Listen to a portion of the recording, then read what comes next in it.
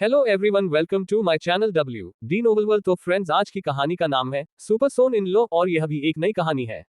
Story info. कहते हैं कुछ पाने के लिए कुछ खोना भी पड़ता है, पर क्या हो अगर कुछ खोने के बाद आपको मिले कुछ ऐसी शक्तियां जो आपके वजूद को बदल कर रख दे।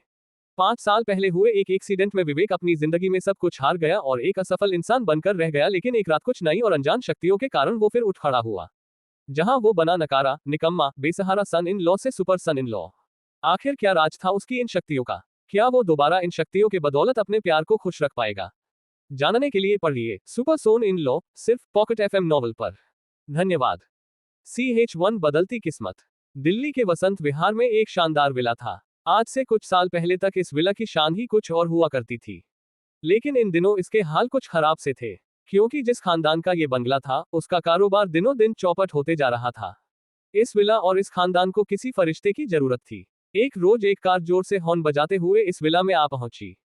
लेटेस्ट मॉडल की शानदार कार थी वो। उस कार में से एक आदमी उतरा। उस आदमी को कार से उतरता देखकर उस विला की मालकिन मधु बाहर आ गई। मधु 56 साल की उम्र की, मोटी और छोटी कद काठी की औरत थी। मधु ने उस आदमी को ऊपर से नीचे तक देखा। उसने ब्रांडेड जूते पहनने से लेकर ब्रांडेड परफ्यूम लगाया हुआ था। मधु उसे देखकर मुस्कुराने लगी और बोली, रॉकी, तुम हमेशा के जैसे हैंडसम लग रहे हो। और तुम्हारी घड़ी कितनी प्यारी लग रही है। ये वही लिमिटेड एडिशन वाली घड़ी है ना, जिसकी कीमत 16 लाख है। रॉकी राजपूत दिल्ली के सबसे अमीर परिवारों में से एक परिवार का वारिस था। मधु के मुंह से अपनी तारीफ सुनकर रॉकी मुस्कुराने लगा। दौलत पर बेहद नाज था उसे। उसने इतराते हुए मधु से कहा, आंटी, एक बार आपकी बेटी मुझसे शादी करने के लिए मान जाए तो ऐसे 100 घड़ियां गिफ्ट कर दूंगा आपको। रॉकी की ये बात सुनकर मधु ने एक गहरी सांस छोड़ी और उदास मन से कहने लगी, बेटा, तुम तो जानते ही हो कि मैं तो हमेशा से चाहती आ रही हूं कि तुम्हारी और शनाया की शादी हो जाए। लेकिन उसने उस निठल्ले निकमे विवेक से जो शादी कर ली है। पर तुम देखना, मैं जल्द ही उन दोनों का तलाक करवा दूंगी और फिर शनाया सिर्फ तुम्हारी होगी। ये बात कहते हुए मधु की आंखों में शैतानी चमक आई। मधु किसी जमाने में खानदानी रईस हुआ करती थी, लेकिन इन दिनों उसके और उसके परिवार के हाल बदहाल थे। वो जानती थी कि रॉकी ही वो इंसान है जो उसकी मदद कर पाएगा। इसलिए मधु को उन दिनों रॉकी पर कुछ ज्यादा प्यार उमड़ रहा था। इधर मधु और रॉकी विला के अंदर चले गए। उन दोनों ने देखा कि शनाया और विवेक पहले से वहां मौजूद थे। विवेक को वहां बैठा हुआ देख मधु को उस पर गुस्सा आने लगा। उसने अपने दामाद से किसी नौकर के जैसे कहा, तुम यहाँ क्या कर रहे हो? जाओ जाकर रॉकी के लिए पानी और ग्रीन टी लेकर आओ। इधर सोफे पर बैठता हुआ रॉकी भी विवेक को ऑर्डर देते हुए कहने लगा, ए सुनो, शक्कर मत डालना उसमें। विवेक ने एक पल अपनी बीवी शनाया को देखा। शनाया ने अपनी आंखें झुका ली। विवेक वहां से चला गया।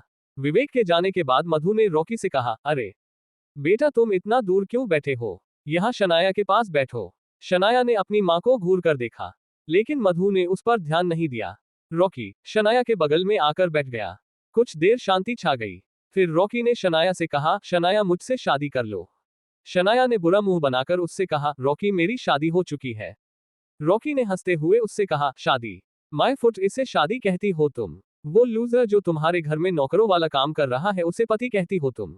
शनाया का मन हुआ कि वो रॉकी को पलटकर जवाब दे, लेकिन कहीं ना कहीं वो जानती थी कि रॉकी सच कह रहा था। शनाया को विवेक से बेहद प्यार था। वो हमेशा उसकी चिंता करती थी, लेकिन वो जानती थी कि विवेक जिंदगी से हारा हुआ इंसान है।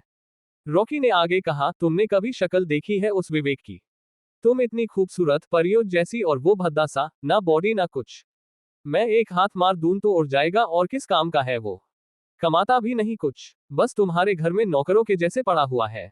तलाक दो यार उस फटीचे को। उद्धरण चिन्ह। रॉकी विवेक के बारे में अनाप शाप बक रहा था, तभी विवेक हाथ में एक ट्रे लेकर वहां पहुंचा। रॉकी को ग्रीन टी दी और वहां उन लोगों के सामने खड़ा हो गया। उसे यूं नौकरों के जैसे खड़ा देख शनाया को अपने पति के लिए बुरा लगा। वो उससे प्यार से बोली, विवेक, तुम खड़े क्यों हो? बैठ जाओ। विवेक बैठने ही वाला था कि मधु ने फिर से उसे ऑर्डर दे दिया। ग्रीन टी बोली, तो तुम सिर्फ ग्रीन टी लाए? कुछ खाने के लिए भी ले आते तो मौत आ जाती। अपना दिमाग तो कभी इस्तेमाल कर ही नहीं सकते ना तुम? विवेक एक बार फिर सिर नीचे झुकाए किचन में चला गया। विवेक को यूं जाता देख रॉकी और मधु एक दूसरे को देखकर मुस्कुराने लगे। रॉकी ने इस बार धमकी भरे अंदाज में शनाया से कहा, देखो शनाया, ये बात तुम भी जानती हो और मैं भी जानता हूं कि तुम्हारा खानदान लुट चुका है। तुम्हारी फैक्ट्री के इतने बुरे हाल है कि तुमने अपने वर्कर्स को पिछले 1 साल से सैलरी तक नहीं दी है। ऊपर से तुम्हारे डैड वहां हॉस्पिटल में अपनी आखिरी सांसें गिन रहे हैं। तुम जानती हो ना शनाया कि तुम्हारे पास उनके इलाज के पैसे तक खत्म होने वाले हैं।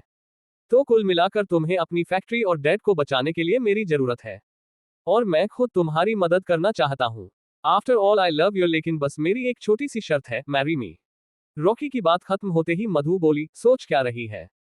अगर पैसे नहीं रहे तो तेरे पापा की फैक्ट्री तो बंद होगी ही, साथ में इलाज की कमी से तेरे पापा भी मर जाएंगे। ये कहकर मधु रोने लगी। विवेक दरवाजे की आड़ में खड़ा सबकी बातें सुन रहा था। उसे समझ नहीं आ रहा था कि ऐसे हालत में उसे क्या करना चाहिए। एक पल को उसका मन हुआ कि वो रॉकी का मुंह तोड़ दे, लेकिन वो जानता था कि एक रॉकी ही था जो शनाया की फैक्ट्री बचाने में मदद कर सकता था। इसलिए उसने अपना गुस्सा पी लिया और खाने की प्लेट सामने टेबल पर रख वहां से जाने लगा। उसे जाता देख रॉकी उससे बोला, एक मिनट रुक। उसके बाद वो शनाया की तरफ घुमा और बोला, शनाया तुम्हें इस आदमी की फिक्र है ना? तो ठीक है, मैं तुम्हारे लिए इस इंसान का भी भला कर देता हूँ। ये कहते हुए रॉकी ने अपने कोट की जेब से एक चेक बुक निकाली और उस पर साइन करके उसे विवेक को दिया और उससे बोला, ये 15 लाख का चेक है। तुमने अपनी जिंदगी में कभी इतने पैसे नहीं देखे होंगे। इसे लो और शनाया को तलाक दे दो। वैसे तो तुम एक फूटी कौड़ी भी डिजर्व नहीं करते, पर शनाया के लिए ये 15 लाख तुम्हारे। ये सुनकर विवेक का चेहरा उतर गया। उसने बेचारगी से शनाया की तरफ देखा। शनाया ने भी शर्म से आंखें झुका ली। विवेक डरते डरते रॉकी से बोला, मुझे नहीं चाहिए तुम्हारे पैसे, आई लव माई वाइफ। ये सुनकर मधु का मन किया कि वो विवेक को एक जोर का तमाचा मार दे, लेकिन वो अपने आप को काबू में करते हुए विवेक से बोली, मैं हाथ जोड़ती हूँ तुम्हारे। भगवान के लिए मेरी बेटी का पीछा छोड़ दो। जब से तुम आए हो उसने कभी खुशी का एक पल तक नहीं जिया। पिछले 5 सालों से जब से तुम्हारी शादी मेरी बेटी से हुई है, हमारी जिंदगी क्या से क्या हो गई है। तुम्हारे कदम पड़ते ही हम बर्बाद होने लगे। हमारा कारोबार लूट गया। मेरे पति पिछले 1 साल से कोमा में पड़े हैं। मनहूस हो तुम। भगवान के लिए मेरी बेटी को तलाक दे दो। अगर तलाक नहीं दे सकते हो तो कहीं जाकर मर जाओ, ताकि मेरी बेटी की जान बचे। मधु की बातों ने विवेक को तोड़ दिया था। वो रोता हुआ वहां से चला गया। रात के कुछ 2 बज रहे थे। पूरा शहर सो गया था। चारों तरफ शांति थी। विवेक एक ऊंची सी बिल्डिंग की छत पर बैठा नशे में धुत था। वो रोता हुआ शराब पर शराब पिए जा रहा था, लेकिन शराब उसके जख्मों पर मरहम नहीं लगा पा रही थी। आखिर में गुस्से में आकर उसने बोतल तोड़ दी। वो गुस्से में चीखने लगा और आसमान में देख बातें करने लगा, आसमान में बैठकर तामशा क्या देखता रहता है? तुझे मुझ पर जरा सी भी दया नहीं आती ना? मैंने क्या बिगाड़ा है भगवान तेरा? क्यों तू मेरे साथ ऐसा करता है? पहले मेरे पिता को मार दिया, फिर मेरी माँ और मेरे पूरे परिवार को मुझसे जुदा कर दिया। उसने आगे कहा, अरे मुझे तो ये भी नहीं पता कि वो लोग जिंदा हैं या मर गए। ऐसा क्यों करता है मेरे साथ तू? सब मुझसे नफरत करते हैं, जैसे मैं कोई गंदी नाली का कीड़ा हूँ। घिन करते हैं सब, एक एक वो लड़की ही तो है शनाया जो प्यार करती है मुझसे, लेकिन मेरे कारण बेचारी वो भी परेशान रहती है। मैं भी तो उस घर में नौकरों के जैसे सिर्फ शनाया के लिए रहता हूँ। पर अब कैसे समझाऊं मैं ये बात सबको? वैसे सही कहती है मेरी सास, मनहूस हूं मैं। मेरा मर जाना ही ठीक है। काश आज से 5 साल पहले मैं भी अपने पिता की तरह मर गया होता या गायब हो गया होता। पर मेरी फूटी किस्मत, मैं शहर में ही नहीं था तब। मैं तब ही मर जाता तो शनाया को मेरे वजह से इतना सहना ना पड़ता। लेकिन जो नहीं हुआ वो अब होगा। मैं शनाया को सब खुशियां दूंगा, चाहे उसके लिए मुझे मरना ही क्यों ना पड़े। हाँ मैं मर जाऊंगा ताकि शनाया रॉकी के साथ खुशी से रह सके। रॉकी के पास बहुत पैसा है, बहुत। शनाया के लिए वो सही है एकदम। मैं ना एक काम करता हूँ, यहाँ से कूद जाता हूँ। थोड़ा बुरा लगेगा शनाया को, पर कुछ ही टाइम के लिए। उसके बाद तो उसको हल्का लगेगा, जैसे कोई बोझ उतर गया हो उसके सर से। वैसे भी मैं कुछ नहीं कर पाया आज तक शनाया के लिए, कम से कम मरकर उसे आजाद तो कर ही सकता हूँ। ये कहकर विवेक लड़खड़ाता हुआ छत की मुंडेर पर चढ़ गया। नशे में होने के कारण वो डोलने लगा। उसने एक बार फिर आसमान की ओर देखा और एक गहरी सांस ली। उसकी आंखों से लगातार आंसू बहे जा रहे थे। आंसुओं के कारण उसकी आंखें धुंधला गई थी। उसने अपनी बची कूची ताक लगाई और बिल्डिंग से नीचे कूद गया। तभी जोर की एक बिजली कड़की। विवेक एक पल को जैसे हवा में अटक गया। विवेक सुरूर में था, लेकिन सुरूर में होने के बाद भी उसे ये समझ में आने लगा कि वो बिल्डिंग से नीचे नहीं गिर रहा था, वो हवा में उड़ने लगा था। विवेक को लग रहा था कि ये सब उसका वहम है, लेकिन उस रात उस सुनसान बिल्डिंग की छत पर वो सब सच में हो रहा था। विवेक नशे में बड़बड़ाने लगा, ये क्या हो रहा है भगवान? कुछ ही पल में हवा में लटके विवेक को जैसे किसी शक्ति ने धक्का दिया और वो छत पर वापस आकर गिर गया। विवेक जैसे तैसे कर उठा। उसका दिल जोर जोर से धड़क रहा था। उसे साफ दिखाई देना बंद होने लगा था। तभी और तेज आंधी चलने लगी, और कुछ देर में विवेक ने देखा कि उसके सामने कोई बूढ़ा आदमी खड़ा था। विवेक को साफ दिखाई नहीं दे रहा था, पर वो समझ पा रहा था कि वो बूढ़ा आदमी कोई सन्यासी था। विवेक ने उससे नशे में ही पूछा, आप कौन हैं बाबा? सन्यासी मुस्कुराया और बड़े प्यार से बोला, मुझे भूल गए विवेक। मैं ही तो वो हूं जिसने 5 साल पहले तुम्हारी जान बचाई थी। नहीं तो तुम भी अपने पिता की तरह या तो मर जाते या अपने बाकी परिवार की तरह गुम हो जाते। याद नहीं? विवेक ने उसे गौर से देखा लेकिन उसे कुछ याद नहीं आया। सन्यासी ने आगे कहा, विवेक तुम्हारे पिता के मुझ पर बहुत एहसान है। इसलिए आज से 5 साल पहले मैंने तुम्हारी जान बचाई थी और अपनी सारी शक्तियां मैंने तुम्हारे अंदर डाल दी थी। मैंने कहा था तुमसे कि ये शक्तियां मिलने के बाद तुम्हारी जिंदगी पूरी तरह से बदल जाएगी। याद करो विवेक। एकदम से प्रकट हुए उस बूढ़े आदमी ने विवेक को झटका दिया था। उसने विवेक का नशा कम कर दिया था। विवेक को कुछ कुछ याद आने लगा था। उसने सन्यासी से कहा, हाँ मुझे याद आया। लेकिन मैं तो समझा था कि आप यूं ही मुझे बहलाने के लिए झूठ कह रहे थे। इस बात पर सन्यासी मुस्कुराकर बोला, मैं सन्यासी हूं पुत्र। सन्यासी किसी से झूठ नहीं बोलते। ये बात सुनकर विवेक भड़क गया और बोला, अगर आप सच कह रहे थे तो मैं इतने सालों से यूं जानवर से बदतर जिंदगी क्यों जी रहा हूं। सन्यासी ने शांत स्वर में कहा, विवेक तुम एक आम इंसान हो। मैंने तुम में जो शक्तियां डाली थी वो देवीय थी। जब किसी आम इंसान में ऐसी शक्तियां आती है तो उसका शरीर एकदम से उन शक्तियों को सह नहीं पाता। इसलिए तुम 5 सालों के लिए एक कमजोर और डरपोक आदमी बन गए। पर मेरे बच्चे, अब सब बदल जाएगा। 5 साल बीत चुके हैं। अब मेरी शक्तियां तुम्हारे अंदर काम करने लगेंगी। तुम्हारी पूरी जिंदगी बदल जाएगी विवेक। विवेक ये सुनकर एक बार फिर उस सन्यासी पर चिढ़ गया और बोलने लगा, झूठ, झूठ, एक बार और झूठ। पहले भी आप बड़े बड़े वादे करके गए थे और अब भी बड़ी बड़ी बातें कह रहे हो। ना तब कुछ हुआ था ना अब कुछ होगा। आप झूठे हो। सन्यासी फिर से मुस्कुरा दिया। उसकी मुस्कान में लेकिन इस बार कोई राज छुपा हुआ था। वो बोला, तुम्हारी जैसी इच्छा। मत करो मुझ पर विश्वास। जब चमत्कार होगा तब अपने आप मान लोगे मेरी बात। इस बात का कोई जवाब विवेक दे पाता उससे पहले ही एक तेज आंधी दोबारा चली और सन्यासी जैसे अचानक प्रकट हुआ था वैसे ही अचानक गायब हो गया। पर इस बार आंधी से ना जाने विवेक को क्या हुआ कि वो चक्कर खाकर गिर गया। शायद ये शराब का नतीजा था। रात बीत चुकी थी, सूरज सर पर था। विवेक रात भर से छत पर ही पड़ा हुआ था। सूरज की गर्मी बढ़ने के कारण उसकी आंख खुली। वो जैसे तैसे उठकर बैठा। उसे अचानक उस सन्यासी की याद आई। पर दूसरे ही पल उसने उसे सपना समझकर भूलना चाहा। उसका सर जोरों से दुख रहा था। उसने अपनी आंखें मली और देखा कि उसके सामने 4-5 हटे कट्टे आदमी खड़े थे। किसी के हाथ में मोटी सी लोहे की चैन थी, तो किसी ने हाथ में लकड़ी का बड़ा सा डंडा तो किसी के हाथ में चाकू। इनमें से एक आदमी विवेक को घूरते हुए बोला, मारो इसे। यही है जिसकी वजह से हमारे बॉस का जीना हराम हो रखा है। ये रास्ते से हट जाएगा तो रॉकी बॉस इसकी बीवी से शादी मनाएंगे। मारो। उस आदमी का इतना कहना था कि वो सभी गुंडे भूखे भेड़ियों की तरह विवेक पर लपक पड़े। विवेक का डर के मारे बुरा हाल हो गया था। वो कुछ समझ पाता उससे पहले ही उनमें से एक आदमी ने उसे मुक्का मारने के लिए अपना हाथ ऊपर उठाया। तभी विवेक ने अपना बचाव करने के लिए उसका हाथ रोक लिया।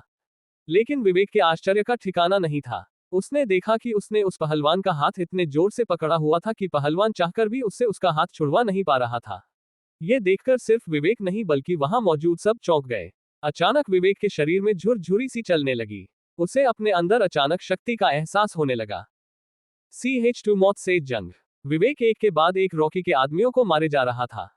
तेज धूप सबकी आंखों को चौंधिया रही थी। विवेक के हाथों में पहलवानों सी ताकत आ गई थी। उसने एक आदमी को उठाया और जमीन पर पटक दिया। तभी दूसरा आदमी पीछे से आया और उसने उस पर चाकू से वार करना चाहा। लेकिन उस वक्त तो जैसे विवेक की पीठ पर भी आंखें लग गई थी। वो आदमी उस पर वार कर पाता उससे पहले ही विवेक घूम गया। उसने उस आदमी की कलाई पकड़ी और उसे मोड़ दिया। उसकी हड्डी टूटने की आवाज इतनी जोर से आई कि पल भर के लिए सब रुक गए। ये देखते ही उस ग्रुप के लीडर ने विवेक के गले में लोहे की चैन डाली और उसे जोर से खींचा। विवेक ने भी उस चैन को अपने गले से खींचा। उसमें आज इतनी ताकत आ गई थी कि उसने चैन को धागे के जैसे एक झटके में तोड़ दिया और लीडर को धक्का मारा।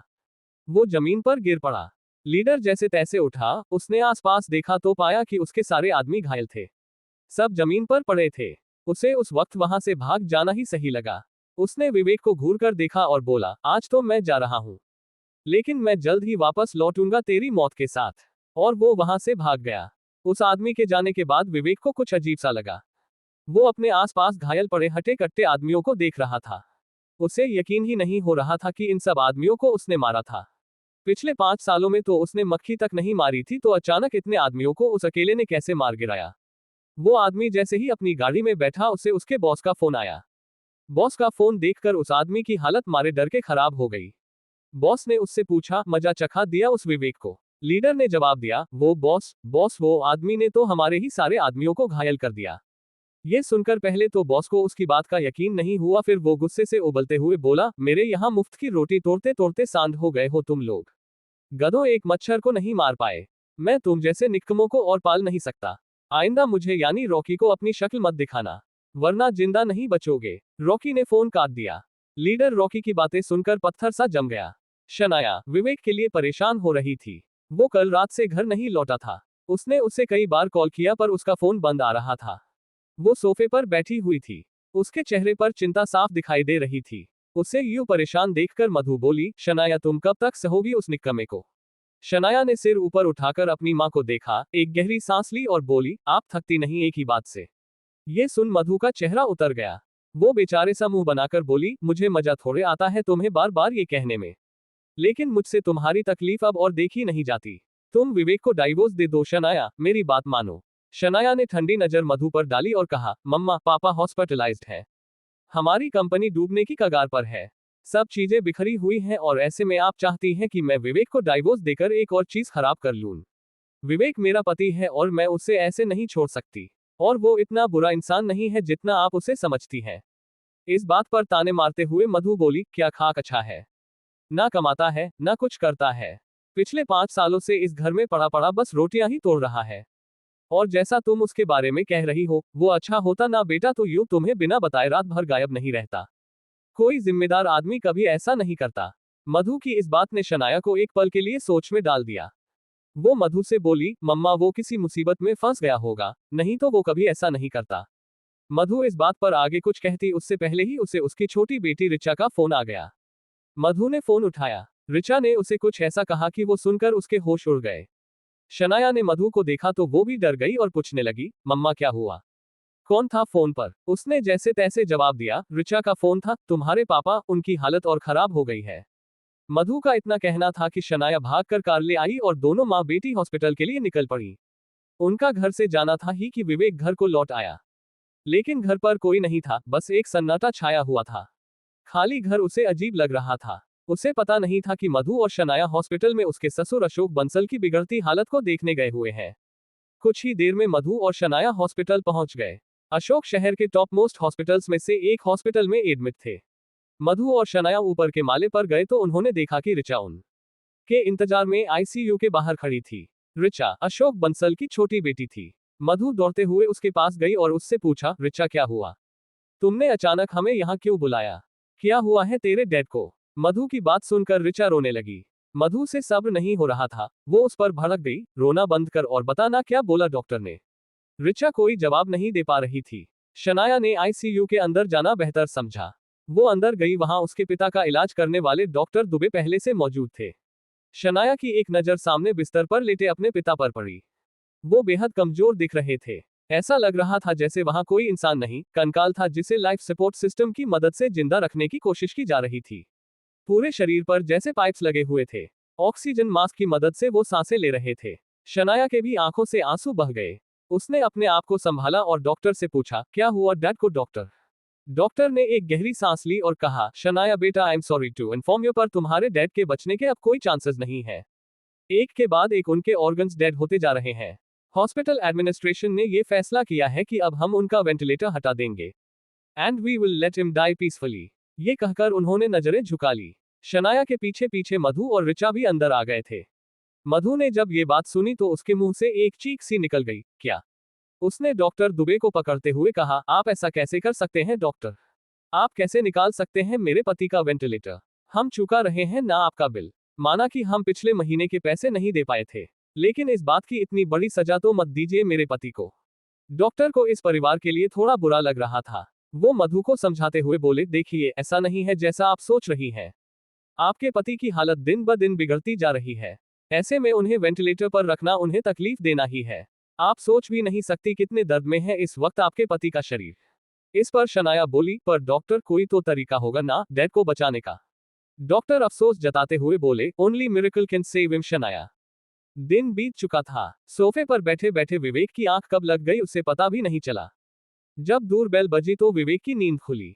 उसने दरवाजा खोला तो देखा सामने शनाया खड़ी थी। उसके चेहरे का रंग उतरा हुआ था। रोने के कारण आंखें सूजी हुई थी। विवेक ने उसे इस हालत में देखा तो वो घबरा गया। शनाया, क्या हुआ? तुम ऐसे? सब ठीक तो है ना? और मैं कब से कॉल कर रहा था, तुम मेरा फोन क्यों नहीं उठा रही थी? कुछ कहने की शनाया की हिम्मत नहीं बची थी। वो हताश सी बस आगे बढ़ती ही जा रही थी और सोफे पर जाधम से बैठ गई। विवेक किचन में गया और उसके लिए पानी लेकर आया।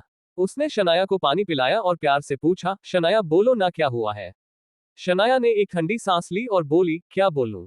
कि डैड के पास अब ज्यादा वक्त नहीं है। डॉक्टर ने अपने हाथ खड़े कर दिए हैं। मम्मा इस बात से टूट चुकी हैं और मैं, I am just so helpless. ये सुनकर विवेक को धक्का सा लग गया। उसे समझ नहीं आया उसे इस बात का क्या जवाब देना चाहिए। फिर शनाया वहां से चली गई। विवेक वहां अकेला रह गया। उसकी आंखों के सामने रह रहकर अपने ससुर का चेहरा आ रहा था। उस घर में उसके ससुर ही थे जो उससे सबसे ज्यादा प्यार करते थे। वो ही वजह थे शनाया और उसके रिश्ते की। उसके ससुर अशोक बंसल दिल्ली के जाने माने रईसों में से एक थे। उनके पास बहुत पैसा था, लेकिन पिछले 5 सालों में उनका कारोबार डूबने लगा था और पिछले साल अचानक ही वो बीमार पड़ गए।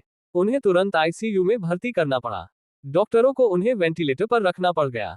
1 साल से वो वेंटिलेटर के सहारे जिंदा थे। विवेक की आंखों में आंसू आने लगे। उसे समझ नहीं आ रहा था कि वो क्या करे। घर पर बैठना उसके लिए मुश्किल हो रहा था। विवेक ने अपनी आंखें भींची और सिर ऊपर उठाकर गहरी सांस ली। उसे एकदम से महसूस हुआ उसके शरीर में कुछ बदल रहा था। अचानक किसी ऊर्जा का एहसास होने लगा उसे। उसके पूरे बदन में झुरझुरी चलने लगी।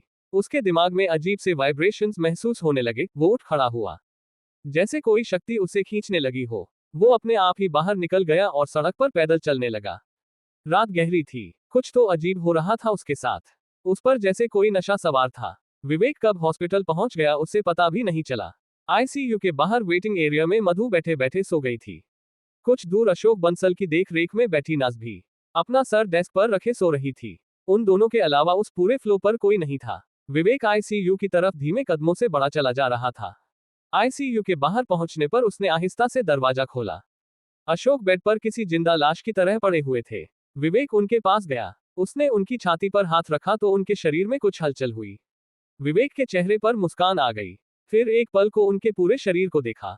उसकी आंखें जैसे एमआरआई मशीन बन गई थी। उसे उनके शरीर की एक एक नस साफ दिखाई दे रही थी। विवेक को अशोक की बीमारी जैसे ही समझ आई उसका सर और ज्यादा चकराने लगा। उसने अशोक के वेंटिलेटर को बंद कर दिया। विवेक अब और ज्यादा सावधान हो गया था क्योंकि अगर उसे ये करते हुए कोई देख लेता तो हंगामा खड़ा कर देता। हालांकि वो अपने पूरे होश में नहीं था लेकिन फिर भी उसके मन में मधु को लेकर टेंशन थी। मधु को अगर भनक भी लग जाती कि वो अशोक से मिलने आया है तो वो तमाशा बना देती। वेंटिलेटर बंद होने का भी अशोक पर कोई खास असर नहीं लग रहा था। इसका मतलब ये था कि वाकई उनकी हालत बहुत खराब थी। इतनी कि वो पेन में भी रिस्पॉन्ड नहीं कर पा रहे थे। जिंदा लाश के जैसे बस वहां पड़े हुए थे। विवेक ने उन्हें एक नजर गौर से देखा। उसके बाद अपने आप ही उसका हाथ अपनी जेब में चला गया। उसने अपनी जेब टटोली तो एक पुड़िया जैसा कुछ निकला। विवेक को याद ही नहीं कि उसने ये पुड़िया कब अपनी जेब में रखी थी। उसने वो पुड़िया खोली और उसमें एक लेप जैसा बनाकर अपनी हथेली पर लगाया। उसने लेप का कुछ हिस्सा अशोक की नाभि, तलवों और हथेली पर लगाया। उसके बाद अपनी लेप लगी हथेली को अशोक के मुंह पर रखा। उसने उनका मुंह और नाक दोनों ही ढक दिया। उसके बाद विवेक ने मंत्र पढ़ना शुरू किया। अपनी आवाज सुनकर विवेक खुद ही चौंक गया। जो मंत्र वो पढ़ रहा था वो संस्कृत में थे और उसे संस्कृत बिल्कुल भी नहीं आती थी। उसके मंत्र पढ़ने के कुछ देर बाद ही अशोक ने गहरी सांसें लेना शुरू कर दी। विवेक ने फिर से पल्स चेक करने के लिए अशोक का हाथ देखा। उनकी धड़कनें तेज चलने लगी थी। विवेक का ध्यान नहीं गया पर अशोक के पास लगे मॉनिटर में हलचल होने लगी थी। उस हलचल के कारण एक अलार्म सा बज गया। ये अलार्म आईसीयू के बाहर लगा हुआ था। अलार्म की आवाज सुनकर मधु की नींद टूट गई। उसने घबराते हुए पास में सोई हुई नस को देखा और उसकी ओर लपकी। अरे आप यहाँ सो रही हो और अंदर अलार्म बज रहा है। देखो मेरे पति को क्या हो गया। नस उसकी आवाज सुनकर उठ गई। दोनों आईसीयू की तरफ भागे। अंदर विवेक इन दोनों के आने से अनजान था। मधु और नज उसकी तरफ दौड़े चले आ रहे थे, लेकिन विवेक अब भी अपने इलाज में मगन था। CH3 मौत का खेल। विवेक अशोक के इलाज में लगा हुआ था। वो इस बात से अनजान था कि बाहर इमरजेंसी अलार्म के चक्कर में मधु और नज उसी की तरफ दौड़े चले आ रहे थे। विवेक मंत्र पढ़े जा रहा था। वो अपनी शक्तियां अशोक के शरीर में डालने की कोशिश कर रहा था। अशोक की बॉडी में हलचल हो रही थी। विवेक को यह समझ नहीं आ रहा था कि अशोक के शरीर की हलचल उन्हें ठीक कर रही थी या उनकी हालत और बिगाड़ रही थी। विवेक के अंदर की शक्तियां उसके अंदर बार बार आ जा रही थी। उसके दिमाग का एक हिस्सा उन्हें समझने की कोशिश कर रहा था और दूसरा हिस्सा उन शक्तियों से डर रहा था। मधु और नज आईसीयू के दरवाजे पर पहुंच गई थी। दोनों ने दरवाजा खोलना चाहा लेकिन दरवाजा जैसे अटक गया। एक पल को मधु को लगा कि दरवाजा अंदर से बंद है। किसी के अंदर होने के डर से वो चिल्लाई, कौन है? कौन है अंदर? दरवाजा खोलो। मधु की आवाज से विवेक जैसे अपने होश में लौट आया। उसने देखा कि उसके सामने अशोक लेटे हुए थे। उनके शरीर में वाइब्रेशंस हो रहे थे। विवेक ये देखकर डर गया। बाहर से मधु की आवाज आ रही थी। डॉक्टर दुबे भी मधु और नस के चिल्लाने की आवाज सुनकर वहां पहुंच गए। इसलिए विवेक ने वहां से भाग जाना बेहतर समझा। लेकिन कमरे से बाहर जाने का एक ही दरवाजा था और उस पर मधु खड़ी थी। विवेक को कुछ समझ नहीं आ रहा था। वो एकदम ब्लैंक हो गया था। मधु, नस और डॉक्टर दुबे बाहर खड़े थे। गार्ड्स को आने में टाइम लग रहा था। उन लोगों ने देरी ना करना बेहतर समझा। वो तीनों मिलकर दरवाजा तोड़ने लगे। लेकिन इस बार उनके एक ही धक्के से दरवाजा खुल गया। सबने देखा कि कमरा एकदम खाली था। पर अशोक दर्द से तड़प रहे थे। उनके शरीर में वाइब्रेशंस बढ़ गए थे। अशोक के शरीर में आए बदलाव को देखकर डॉक्टर घबरा गए और बोले, नस जल्दी से इंजेक्शन लाओ। नस इंजेक्शन बनाने के लिए दौड़ी। डॉक्टर दुबे अशोक के पास गए और उनकी पल्स चेक करने लगे।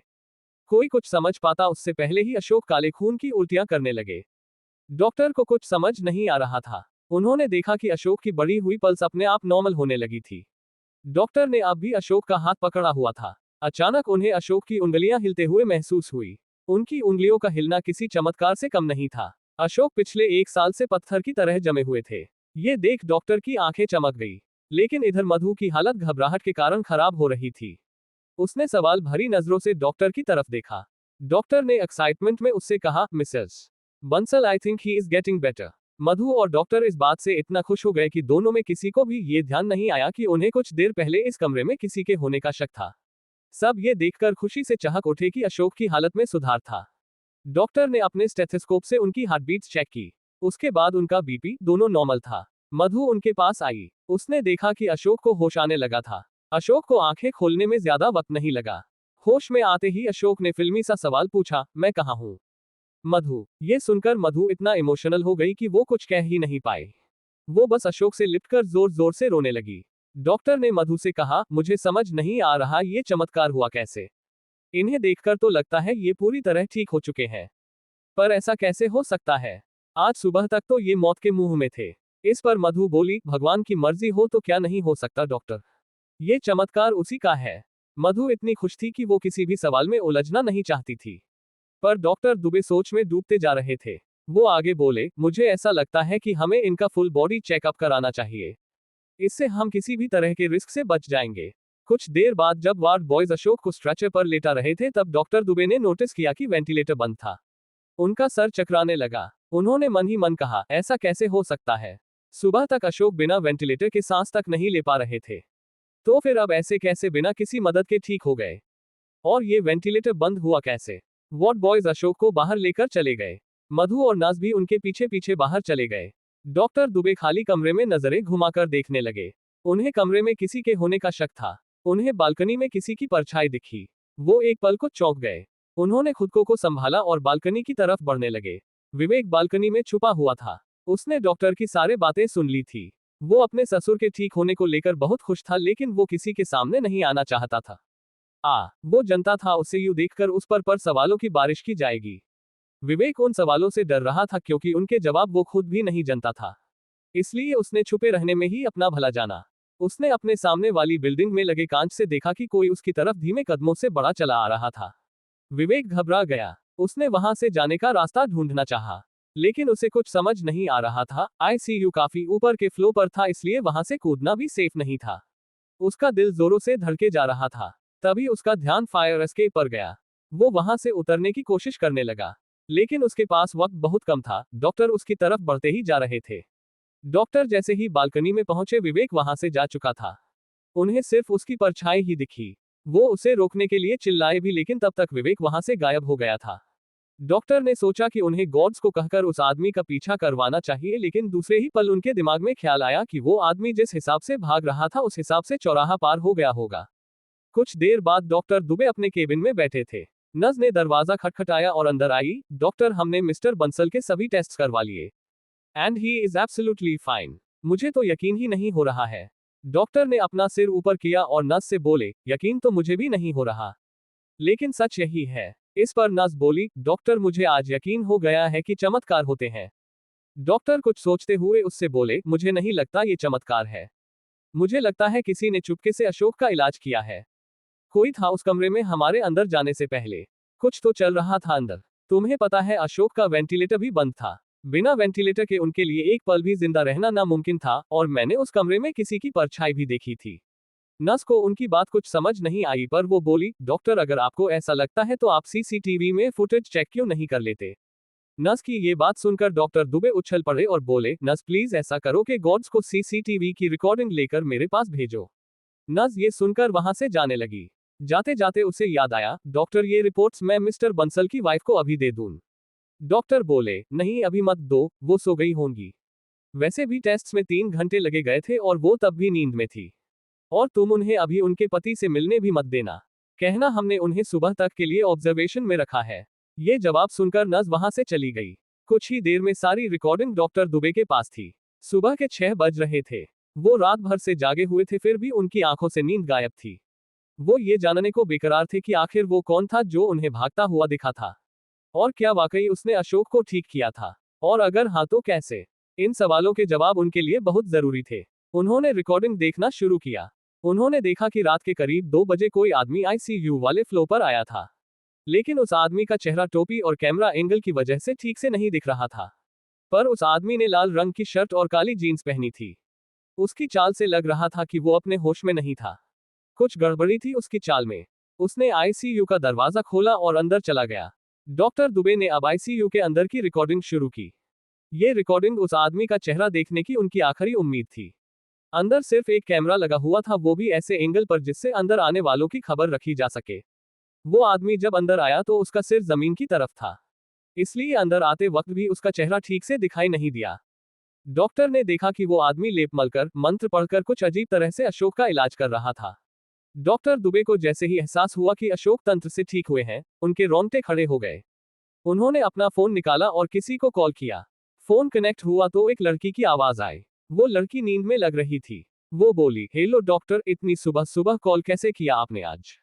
डॉक्टर को अपनी गलती का एहसास हुआ। वो बोले, आई एम सॉरी, मैंने टाइम नहीं देखा। पर बात ही ऐसी थी कि मैं रुक नहीं पाया। देविका, मुझे लगता है जिसकी हमें तलाश थी वो हमें मिल गया है। ये सुनते ही देविका अपने बिस्तर से उछल पड़ी। उसकी नींद एक ही पल में गायब हो गई। लगभग आधे घंटे में देविका हॉस्पिटल पहुंच गई और अब वो डॉक्टर दुबे के केबिन में उनके सामने बैठी थी। डॉक्टर ने फॉर्मेलिटी के लिए पूछा, देविका तुम क्या लोग?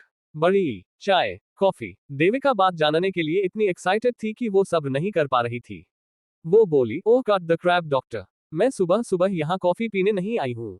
आप ये बताइए वो है कौन? डॉक्टर थोड़ा झेप गए। वो बोले, मैं ये नहीं जानता कि वो है कौन, लेकिन। ये बात सुनकर देविका चिढ़ गई। वो बोली, आपने ही तो कहा था आपको वो आदमी मिल गया है, अब आप ही। डॉक्टर उसे शांत करते हुए बोले, देविका मेरी बात सुनो, मतलब वो देखो जो मैं तुम्हें दिखाना चाह रहा हूँ। डॉक्टर ने देविका को सीसीटीवी फुटेज दिखाए। अशोक के इलाज का प्रोसेस देखकर उसकी आंखें फटी की फटी रह गई। वो बोली, ये तो पंचभूत क्रिया है। डॉक्टर मुस्कुराते हुए बोले, हाँ मैं यही बताना चाह रहा था। फाइनली वो इंसान हमें मिल गया है जो तुम्हारे दादाजी को ठीक कर सकता है। देविका की खुशी का ठिकाना नहीं रहा। वो बोली, डॉक्टर लेकिन ये आदमी है कौन? इसमें इसका चेहरा ठीक से समझ नहीं आ रहा। डॉक्टर उदास हो गए और बोले, वही तो समझ नहीं आ रहा देविका। बस एक बार ये हमारे सामने आ जाए तो सब कुछ बदल सकता, सब कुछ। दूसरी ओर सुबह मधु जैसे ही उठी, नर्स ने उसे रिपोर्ट्स देते हुए बधाइयां दी, मिसेस बंसल कॉन्ग्रेचुलेशंस, आपके पति अब बिल्कुल ठीक है। उसकी ये बात सुनकर मधु खुशी से झूम उठी। उसने अपने पर्स में हाथ डाला और 2000 का नोट निकालने लगी। फिर उसने कुछ सोचा और वो नोट रखकर 500 का नोट निकाला और नर्स को देना चाहा। 500 का नोट देखकर नर्स को अजीब लगा। वो शहर के सबसे बड़े हॉस्पिटल की नर्स थी, कोई दाई अम्मा नहीं। 500 का नोट देखकर उसने बुरा सा मुंह बनाते हुए कहा, इसकी कोई जरूरत नहीं है, आप रख लीजिए। मेरी तरफ से गरीबों को दे दीजिएगा। ये सुनकर मधु के चेहरे की खुशी और बढ़ गई। वो नर्स से बोली, मैं अपने पति को कब देख सकती हूँ? जवाब देते हुए नर्स बोली, बस कुछ ही देर में उन्हें आईसीयू से प्राइवेट रूम में शिफ्ट कर दिया जाएगा। आप तब मिल सकती हैं उनसे। नर्स का इतना कहना था कि मधु ने शनाया को फोन लगाया, हेलो शनाया, जल्दी से हॉस्पिटल आ जाओ। हाँ सब ठीक है, इनफैक्ट इससे ज्यादा अच्छा कुछ हो ही नहीं सकता। तुम्हारे डैड पूरी तरह से ठीक हो चुके हैं। कल रात में हुआ ये। अरे मैंने इसलिए नहीं बताया रात में क्योंकि उन्हें टेस्ट्स के लिए ले गए थे और डॉक्टर ने उन्हें अंडर ऑब्जर्वेशन रखा हुआ था।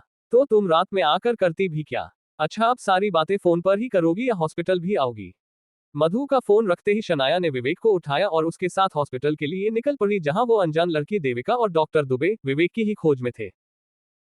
CH4 पहचान। डॉक्टर दुबे के केबिन में देविका और डॉक्टर दुबे बैठे हुए थे। डॉक्टर ने देविका को खुशखबरी देने के लिए हॉस्पिटल बुलाया था। थोड़ी देर पहले ही उन्होंने देविका को वो CCTV फुटेज दिखाई थी जिसमें उस आदमी का चेहरा ठीक से नहीं दिख रहा था, पर वो अशोक का इलाज कर रहा था। दोनों यही उम्मीद कर रहे थे कि वो आदमी कैसे भी करके उनके सामने आ जाए। देविका डॉक्टर से बोली, डॉक्टर मुझे लगता है हमें ये फुटेज लेकर पुलिस के पास जाना चाहिए। वो हमारी मदद कर पाएंगे इस आदमी को ढूंढने में। डॉक्टर ने कुछ सोचा और बोले, नहीं देविका, हम ऐसा नहीं कर सकते। अगर पुलिस के पास गए तो पुलिस रिपोर्ट लिखने के लिए अशोक के परिवार का कंसर्न चाहेगी। एंड ऑनेस्टली अशोक का परिवार बहुत अजीब है। उनकी बीवी बेहद नकचरी और चालाक है। छोटी बेटी ऋचा अपनी माँ के जैसे ही फूलन देवी है और बड़ी बेटी शनाया तो सबसे ज्यादा अजीब है। कभी अच्छे से रहती है, सबसे बात करती है, कभी बिल्कुल ही सड़ी हुई रहती है। वो अपने पति के साथ भी अच्छे से बिहेव नहीं करती। हालांकि मैंने उसके पति को कभी देखा नहीं है, पर I have all my sympathies with him. Doctor फिर से बात से भटक गए थे। देविका ने उनकी तरफ देखा तो उन्हें अपनी गलती का एहसास हुआ। वो आगे बोले, मेरे कहने का मतलब ये था कि अगर हमने ये बात किसी और को बताई तो हो सकता है वो आदमी जिसने अशोक का इलाज किया है वो सतर्क हो जाए। इससे उसे ढूंढना और ज्यादा मुश्किल हो जाएगा। वैसे भी देविका, इस फुटेज को ध्यान से देखो, इसमें साफ दिखाई दे रहा है कि ये आदमी अपने होश में नहीं है। ये किसी पपट की तरह काम कर रहा है। बीच बीच में ऐसे होश में आ रहा है जैसे कोई नींद की झपकी से जाग रहा हो। इससे ये साफ है कि इस इंसान की शक्तियां नहीं है। हमें सब्र रखना होगा, सही वक्त आने पर वो आदमी खुद ब खुद हमारे सामने आ जाएगा। दूसरी तरफ शनाया कार ड्राइव कर रही थी और विवेक उसके बगल में बैठा हुआ था। विवेक को यूं शनाया के साथ बैठना बहुत अच्छा लग रहा था। बहुत कम मौका मिलता था उसे ऐसा। आज शनाया बहुत खुश थी अपने पिता के ठीक होने की खुशी में। लेकिन विवेक को कल रात जो कुछ भी हुआ था बहुत धुंधला सा याद था। उसे अपना हॉस्पिटल से भाग जाना और अपने ससुर का ठीक होना तो याद था, लेकिन जो इलाज उसने किया था वो भूल सा गया था। खैर, इस वक्त विवेक ने अपना सारा ध्यान शनाया और उसके चेहरे पर आई मुस्कान पर लगा दिया था। विवेक उससे बोला, शनाया मुझे तुम्हें इतने दिनों बाद खुश देखकर बहुत अच्छा लग रहा है। आई एम रियली हैप्पी। इस बात पर शनाया ने एक दफे विवेक की तरफ देखा पर कुछ रिएक्ट नहीं किया। कुछ देर बाद विवेक और शनाया हॉस्पिटल पहुंच गए। अशोक को प्राइवेट रूम में शिफ्ट कर दिया गया था। जब वो दोनों उनके कमरे में पहुंचे तो देखा कि मधु के साथ ऋचा भी वहीं थी। ऋचा अपने हॉस्टल से मधु का फोन आते ही निकल गई थी। शनाया को देखते ही ऋचा उससे लिपट गई। शनाया की आंखें अपने पिता पर अटकी हुई थी और ऋचा उससे लिपट कर रो रही थी। दी फाइनली डैड ठीक हो गए हैं। शनाया ने ऋचा को अपनी बाहों में एक पल के लिए कसा और फिर उसे धीरे से परे सरकाते हुए अपने पिता के बेड के पास बढ़ने लगी। विवेक भी उसके पीछे पीछे चल रहा था, लेकिन मधु और ऋचा ने उसके होने को इस तरह नजरअंदाज किया जैसे वो वहां हो ही नहीं। शनाया अपने पिता के पास गई और उनका हाथ धीरे से पकड़ा। उसकी आंखों से आंसू टपक आए। अशोक की नींद अपनी बेटी के हाथों की छुअन से टूटी। उन्होंने उसे देखा और मुस्कुराए। शनाया अपने पिता से लिपट गई। वो किसी बच्चे की तरह उनसे लिपट कर रो रही थी। उसने पिछले 1 साल में ना जाने कितनी बार अपने पिता को यूं गले लगाकर रोना चाहा था, लेकिन वो 1 साल से वेंटिलेटर के तारों में ऐसे जकड़े हुए थे जैसे मकड़ी अपनी जाल में अटक जाती है। शनाया उनसे बहुत सारी बातें करना चाहती थी, लेकिन उस वक्त सिर्फ उसके आंसू ही थे जो उसके जज्बातों को बयां कर पा रहे थे। जब शनाया के मन का गुब्बार थोड़ा हल्का हुआ तो वो अपने पिता से थोड़ा दूर हो गई। अशोक ने नजर उठाकर विवेक को देखा। विवेक उन्हें देखकर किसी मासूम बच्चे की तरह मुस्कुराए जा रहा था। अशोक ने उसे अपने पास आने का इशारा किया। विवेक उनके पास गया। सबसे पहले उसने उनके पैर छुए, फिर उनके सर के पास गया और उसने धीरे से उनका माथा चूम लिया। वो बोला, मुझे आपको देखकर बहुत खुशी हो रही है पापा। ये सुनकर अशोक मुस्कुरा दिए। विवेक इमोशनल होते हुए बोला, आप जानते नहीं हैं पापा, मैंने आपको कितना मिस किया। उसकी ये बात सुनकर मधु और ऋचा आपस में बुदबुदाए, मिस तो करेगा ही, एक डैड ही तो है जो इस निकमे को सर पर लिए फिरते हैं। विवेक ने इस बात को अनसुना कर दिया। वो मन ही मन सोचने लगा, इंसान कितना अजीब होता है। जो ऋचा थोड़ी देर पहले अपने पिता के ठीक होने की खुशी में रो रही थी, वो पल भर में ही उसे ताने मारने लगी। तभी अशोक बंसल विवेक को देखकर सोच में पड़ गए। उसका हाथ अपने कमजोर हाथों में लेते हुए वो उससे बोले, विवेक तुम कल रात मेरे पास थे क्या? उनकी ये बात सुनकर विवेक के होश उड़ गए। उसके चेहरे का रंग ही बदल गया। उसने अशोक से ये उम्मीद बिल्कुल नहीं की थी कि उन्हें उसका आना याद होगा। वो अपने आप को संभालते हुए बोला, नहीं तो मैं तो घर पर था पापा। ये सुन अशोक कुछ सोचने लगे। विवेक का दिल जोरों से धड़क रहा था। अगर अशोक ने सबको बता दिया कि विवेक खुद कल रात में उनके पास था और उसने उनका इलाज किया था तो फालतू का तमाशा बन जाएगा। शनाया उसके पास ही खड़ी थी। अपने पिता का सवाल सुनकर वो बोली, क्या हुआ डैड, आप ऐसा क्यों पूछ रहे हो? Is everything all right? इस बात पर अशोक बोले, हाँ सब ठीक है। सारा बंसल परिवार आज खुश था। सब अशोक को घर वापस ले जाने को बेकरार थे। अब बस सबको इंतजार था तो डॉक्टर दुबे के ग्रीन सिग्नल का। दूसरी तरफ कैबिन में डॉक्टर दुबे अपनी चेयर पर से उठे और देविका से बोले, Devika I need some rest. मैं अभी घर जाता हूँ, तुम भी जाओ। मैंने तुम्हें आधी नींद से जगा दिया था। हम शाम में फिर मिलते हैं, तब सोचेंगे इस आदमी को कैसे ढूंढा जा सकता है। वो दोनों डॉक्टर के केबिन से बाहर निकल आए। दोनों लिफ्ट के अंदर जाने ही वाले थे कि पीछे से उन्हें किसी की आवाज आई। डॉक्टर दुबे और देविका दोनों एक साथ पलटे। आवाज एक लड़की की थी, लेकिन उस लड़की के पीछे जो आदमी खड़ा था उसे देखकर दोनों की आंखें फटी की फटी रह गई। वो लड़की उनसे बोली, डॉक्टर मैं शनाया, अशोक बंसल की बेटी। डॉक्टर मुझे पूछना था कि हम डैड को घर कब ले जा सकते हैं। डॉक्टर का ध्यान शनाया पर नहीं था। वो और देविका उसके पीछे खड़े विवेक को घूरे जा रहे थे। वो दोनों उसे ऐसे देख रहे थे जैसे किसी भूत को देख लिया हो। शनाया डॉक्टर से आगे कुछ कहती उससे पहले ही नर्स वहां पर आ गई और बोली, मैम आप यहाँ आ जाइए, आपके पिता के डिस्चार्ज पेपर्स रेडी हैं, बस कुछ फॉर्मेलिटीज बाकी हैं। शनाया और विवेक दोनों वहां से पलट कर चले गए। डॉक्टर और देविका अपनी सांसें रोके हुए उन दोनों को जाता हुआ देखे जा रहे थे। उनके वहां से जाने के बाद देविका बोली, डॉक्टर इस आदमी ने तो बिल्कुल वैसे कपड़े पहन रखे हैं जैसे उस सीसीटीवी फुटेज वाले आदमी ने पहने थे। और इसका चेहरा भी कितना मिलता है। डॉक्टर कुछ सोचते हुए बोले, हाँ देविका मुझे भी लगता है ये आदमी वही है। देविका इस बात पर बोली, लेकिन ये आदमी है कौन? डॉक्टर ने जवाब दिया, शायद ये अशोक का दामाद है। नज ने बीच रास्ते से ही विवेक को कुछ दवाइयां लाने के लिए भेज दिया था और इस वक्त नज और शनाया कैश काउंटर पर खड़े थे। कैशियर ने प्रिंटेड बिल शनाया को देते हुए कहा, मैम आपका पिछले महीने का हिसाब ड्यू है और इस महीने का मिलाकर टोटल अमाउंट 15 लाख हुआ है। आप ये पे कर दीजिए और अपने फादर को ले जाइए। बिल का अमाउंट सुनकर शनाया के पैरों के नीचे से जैसे जमीन ही हिल गई। उसकी फैक्ट्री बैंक्रप्सी की कगार पर थी। शनाया की सारी सेविंग्स खत्म हो चुकी थी। उसने अपना घर तक अपने पिता के इलाज के लिए गिरवी रखा हुआ था। ऐसे में एक ही दिन में इतने पैसों का इंतजाम कर पाना उसके लिए नामुमकिन था। वो बोली, देखिए मैंने जानती हूँ हमारा बिल ड्यू है और मैं बहुत शर्मिंदा हूँ उस चीज के लिए, लेकिन मेरे पास अभी इतने पैसे नहीं है। पर मैं जल्द से जल्द आपके पैसे भर दूंगी, आई प्रॉमिस। आप अभी मुझे मेरे डैड को यहाँ से ले जाने दीजिए। He really needs home now. इस बात पर कैशियर ने थोड़ा रूड होते हुए जवाब दिया, देखिए मैम ये कोई किराना शॉप नहीं कि आप आज सामान ले जाएंगी और कल पैसे देंगी। इट्स अ हॉस्पिटल, यहाँ ड्यूज नहीं चलती। एंड अगर आपके पास पैसे नहीं है तो आई वुड सजेस्ट आप कैसे भी इंतजाम कर लीजिए और टेक ए लोन। क्योंकि आपका रूम के हिसाब से चार्ज हो रहा है, आपका बिल अमाउंट बढ़ता ही जाएगा, कम नहीं होगा अब। शनाया हताश सी अपने पिता के कमरे में पहुंची। रिचा वहां से जा चुकी थी। अशोक भी गहरी नींद में थे। मधु ने शनाया का उतरा हुआ चेहरा देखा तो बोली, शनाया क्या हुआ? क्या बोले डॉक्टर? शनाया की आंखों में आंसू आ गए। उसने अपनी मां को सारी बातें बताई। उसे सुनने के बाद मधु विवेक को ताने मारते हुए बोली, शनाया इसलिए मैं कहती हूँ तुम्हारा पति के नाम पर कलंक है। अगर वो अभी कमा रहा होता तो तुम्हें इतना टेंशन लेने की जरूरत नहीं पड़ती। पर वो निकम्मा तो किसी काम का नहीं। उसके बाद कुछ सोचते हुए मधु बोली, शनाया एक काम करो, अभी के अभी रॉकी को कॉल करो। एक वही है जो इस वक्त हमारी मदद कर सकता है। उसके लिए 15 लाख रुपए मामूली सी रकम है बेटा। You should call him. Madhu की ये बात सुनकर शनाया सकपका गई। उसने मधु को देखा तो मधु उससे बोली, मुझे पता है तुम्हें रॉकी को कॉल करना पसंद नहीं, लेकिन अभी हमारे पास और चारा भी क्या है। शनाया ने कुछ सोचा और उसे मधु की बात सही लगी, पर उसके मन में झिझक भी थी। इसलिए वो बोली, मम्मा मेरे कॉल करने को वो गलत समझेगा। मेरा ऐसा करना उसे शादी के लिए ग्रीन सिग्नल जैसा लगेगा। आप जानते हो वो कैसा है।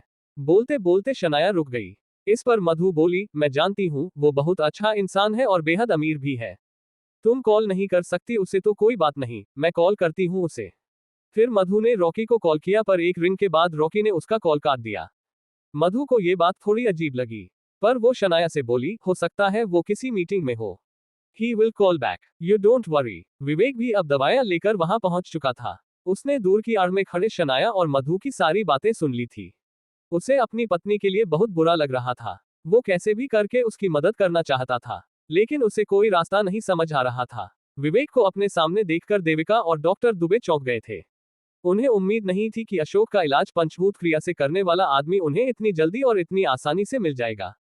दोनों वापस डॉक्टर के केबिन में चले गए थे और रास्ता सोच रहे थे विवेक से बात करने का। तभी दरवाजे पर दस्तक हुई।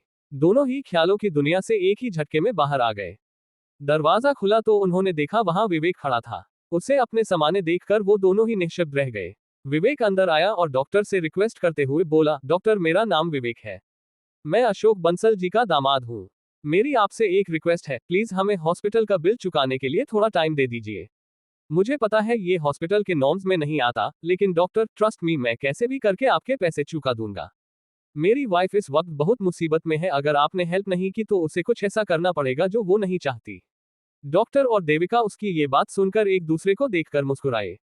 डॉक्टर विवेक की आंखों में आंखें डालकर बोले, मैं कर सकता हूं तुम्हारी मदद, लेकिन उसके लिए तुम्हें मेरा एक काम करना होगा। लेकिन विवेक, डॉक्टर दुबे की ये बात सुनकर हैरान रह गया। CH5 power of money. Madhu Rocky को लगातार कॉल किए जा रही थी, लेकिन रॉकी था कि फोन उठा ही नहीं रहा था। रॉकी ही उसकी आखिरी उम्मीद था। शनाया को कैसे भी करके शाम तक 15 लाख रुपए हॉस्पिटल में जमा करवाने थे। रॉकी का फोन ना उठाना मधु की चिंता बढ़ा रहा था, लेकिन वो जानती थी कि रॉकी एक इंसान का फोन कभी भी अवॉइड नहीं कर सकता था। वो शनाया से बोली, मुझे लगता है तुम्हें रॉकी को एक बार कॉल करना चाहिए। वो कितना भी बिजी हो, लेकिन वो तुम्हारा कॉल ना उठाए ऐसा नहीं हो सकता। मधु की ये बात सुनकर शनाया सोच में पड़ गई थी। उसकी परेशानी समझते हुए मधु बोली, देखो शनाया, अभी मजबूरी हमारी है और ऐसे में सही और गलत नहीं देखा जाता। बस जो सामने हो वो किया जाता है। तुम्हें देर नहीं करनी चाहिए। शनाया ने गहरी सांस ली और रॉकी को फोन लगाया। वही हुआ जो मधु ने कहा था। शनाया का नंबर देखते ही रॉकी ने फोन उठा लिया। क्या बात है, आज तो मेरी किस्मत ही जाग गई है। शनाया बंसल ने खुद मुझे कॉल किया है। शनाया बोली, रॉकी मुझे तुम्हारी एक हेल्प चाहिए थी। मम्मा भी तुम्हें तब से इसलिए ही कॉल कर रही थी। मधु के फोन वाली बात सुनकर रॉकी एक पल को झेप गया और बोला, क्या आंटी कॉल कर रही थी? I didn't know that. Actually phone मेरे असिस्टेंट के पास था। उसने मुझे बताया नहीं कि आंटी ने कॉल किया था, पर तुम्हारा नाम देखते ही मैंने उसे फोन देने को कह रखा है, इसलिए उसने मुझे फोन दिया। खैर प्रॉब्लम क्या है बताओ? शनाया उससे बोली, रॉकी मुझे पैसों की सख्त जरूरत है। एक्चुअली डैड अब पूरी तरह से ठीक हो चुके हैं। हम उनका डिस्चार्ज करवाना चाहते हैं, पर I am short of money. Shanaya की इस बात पर अपनी हंसी फेंक करते हुए रॉकी बोला, वाह ये तो बहुत अमेजिंग न्यूज है यार। अंकल ठीक हो गए हैं। कॉन्ग्रेचुलेशंस यार, और तुम पैसों की चिंता मत करो, मैं अभी आता हूँ हॉस्पिटल। शनाया ने जैसे ही फोन रखा, मधु बोली, देखा मैंने बोला था ना, सिर्फ एक रॉकी ही है जो हमारी मदद कर सकता है। शनाया ने राहत की सांस ली और मधु को गले लगा लिया। इधर डॉक्टर दुबे के कैबिन में जब विवेक, देविका और डॉक्टर दुबे के आगे अपनी पत्नी के लिए मदद का हाथ फैला रहा था, तब उन्हें विवेक उस पल कमजोर और हारा हुआ इंसान लग रहा था। पर वो दोनों चाहकर भी इस बात को नकार नहीं पा रहे थे कि विवेक ही वो इंसान है जिसका चेहरा उन्होंने CCTV फुटेज में अशोक का इलाज करते हुए देखा था। हाँ, ये बात सच थी कि उस फुटेज में विवेक का चेहरा ठीक से दिखाई नहीं दे रहा था, इसलिए डॉक्टर ने विवेक की मदद करने का फैसला किया और वो उससे बोले, मैं कर सकता हूँ तुम्हारी मदद, लेकिन उसके बदले तुम्हें मेरी मदद करनी पड़ेगी। विवेक उनकी ये बात सुनकर हैरान था। वो बोला, मुझे नहीं पता आप मुझसे क्या चाहते हैं, लेकिन अगर आप मेरी मदद करने को तैयार हैं तो मैं भी आपके लिए कुछ भी कर सकता हूँ। डॉक्टर और देविका एक बार फिर एक दूसरे को देखकर मुस्कुराए। डॉक्टर बोले, सच सच बताना विवेक, वो तुम ही थे ना जिसने कल रात चोरी से ICU में घुसकर अपने ससुर अशोक बंसल का इलाज किया था? डॉक्टर की ये बात सुनकर विवेक ऐसे डर गया जैसे कोई चोर रंगे हाथों चोरी करते हुए पकड़ाए जाने पर डर जाता है। खुद को बचाने के रिफ्लेक्स में वो बोला, नहीं नहीं डॉक्टर, आपको कोई गलतफहमी हुई है। मैं तो कल रात में अपने घर पर था।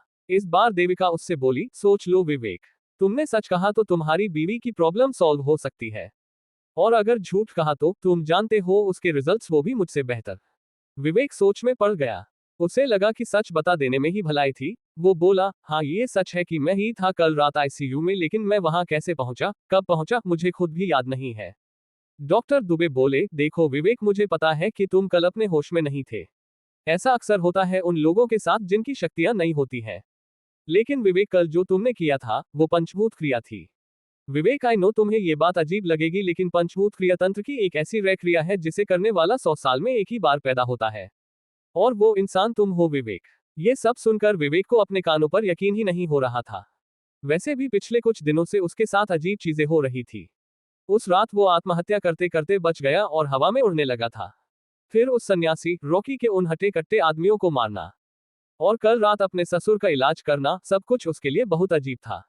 कल के बारे में सोचते हुए उसके सर में दर्द होने लगा था। उसका सर अचानक ही इतनी जोर से दुखने लगा कि डॉक्टर को उससे कहना पड़ा, विवेक ज्यादा मत सोचो। तुम्हारा ये सर दर्द और बढ़ता जाएगा, नहीं तो। मैं जानता हूं, ये मुश्किल है तुम्हारे लिए, पर धीरे धीरे तुम्हें सब समझ आने लगेगा। विवेक सामने रखी कुर्सी पर बैठ गया। देविका ने उसके लिए एक ग्लास में पानी भरा और उसे दिया। विवेक देविका को पहचानता नहीं था। उसने उसे सवाल भरी नजरों से देखा। डॉक्टर दुबे बोले, विवेक ये देविका दास है। दास ग्रुप ऑफ इंडस्ट्रीज इन्हीं की है। डॉक्टर की ये बात सुनकर विवेक की आंखें फटी की फटी रह गई। देविका दास कोई मामूली इंसान नहीं थी। देविका और उसका परिवार इतना अमीर और पावरफुल था कि वो खड़े खड़े किसी भी इंसान की 40 पुश्तों को खरीद सकते थे। विवेक को यकीन ही नहीं हो रहा था कि वो देविका दास उसके लिए पानी का ग्लास हाथ में लिए खड़ी थी। विवेक ने अपनी गलती समझते हुए झट से ग्लास अपने हाथ में लिया और एक ही सांस में पानी पी लिया। डॉक्टर ने सबके लिए कॉफी का ऑर्डर दिया। विवेक का सर दर्द अब ठीक था। उसने देविका को देखा। अब तक उसने उस पर ध्यान ही नहीं दिया था, लेकिन अब जब उसने देखा तो पाया कि देविका एक बेहद सुंदर लड़की थी। उसकी उम्र लगभग 29 साल की थी। विवेक की उम्र के बराबर ही। विवेक को अचानक वो अपनी सी लगी। उसे ऐसा लगा जैसे वो देविका को बहुत पहले से जानता हो। कॉफी भी आ गई थी। सब कॉफी पी रहे थे। तब डॉक्टर बोले, विवेक, देविका के दादाजी मिस्टर नीरज दास को तो पूरा देश ही जानता है। और ये भी जानता है कि वो पिछले 5 सालों से हॉस्पिटलाइज्ड है। इन दिनों उनकी तबीयत दिन ब दिन बिगड़ती जा रही है। उनके भी ऑर्गन्स फेल होने लगे हैं। और जल्द ही ब्रेन डेड हो जाएंगे। विवेक, कुल मिलाकर उनकी हालत भी तुम्हारे ससुर की ही तरह है। हम चाहते हैं कि तुम उन्हें अपने ससुर की ही तरह पंचभूत क्रिया से ठीक कर दो। देविका बोली, विवेक, इसके बदले डॉक्टर दुबे तो तुम्हारे ससुर का बिल माफ कर ही देंगे, उसके अलावा मैं भी तुम्हें मुंह मांगी दौलत देने को तैयार हूँ।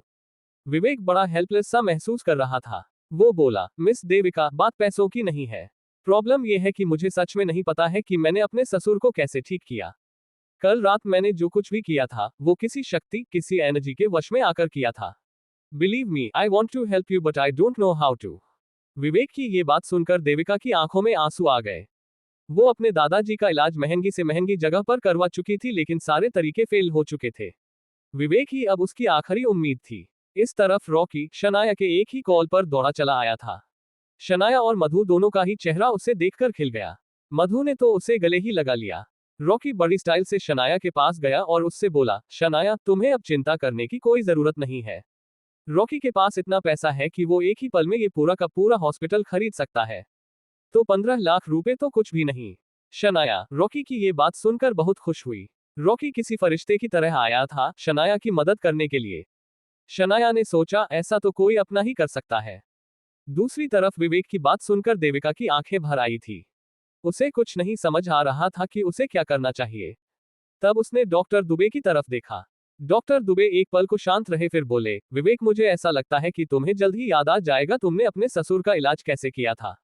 देविका, उदास होने की जरूरत नहीं है। हमें वो इंसान मिल गया है जिसकी हमें तलाश थी। मुझे यकीन है विवेक इज अ मैन। विवेक बोला, डॉक्टर, आप ये सब क्या बातें कर रहे हैं, मुझे कुछ समझ नहीं आ रहा। कौन सी शक्तियों की बात कर रहे हैं आप? आप हैं कौन? मैं कौन हूँ? और डॉक्टर होकर आप तंत्र में विश्वास कैसे कर सकते हैं? डॉक्टर उसकी बात सुनकर मुस्कुरा दिए। वो बोले, विवेक, मैं कौन हूँ, तुम कौन हो, ये तंत्र क्या है, ये कहानी किसी और दिन के लिए रखते हैं। मैं जानता हूं तुम्हारे दिल में बहुत से सवाल हैं, लेकिन विवेक, अभी सही वक्त नहीं है उनके जवाब देने का। तुम मुझे सिर्फ इतना बताओ, तुम हमारी मदद करोगे या नहीं? विवेक ने एक बार डॉक्टर को देखा और फिर देविका को। देविका का मासूम चेहरा देखकर उसे उस पर दया आ गई। विवेक देविका को देखते हुए बोला, हाँ, मैं करूंगा आपकी मदद। ये सुनकर देविका और डॉक्टर दोनों की ही आंखें चमक गई। डॉक्टर बोले, थैंक यू सो मच विवेक। तुम नहीं जानते तुमने ये कहकर मेरा कितना बड़ा बोझ हल्का कर दिया। मुझे पूरी उम्मीद है तुम्हें जल्द ही अपनी शक्तियां याद आ जाएगी और तुम हमारी मदद कर पाओगे।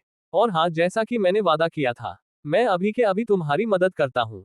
विवेक इस पर बोला, लेकिन डॉक्टर, मेरी एक रिक्वेस्ट है आपसे, आप किसी को भी ये बताइएगा मत कि आप मेरी मदद क्यों कर रहे हैं।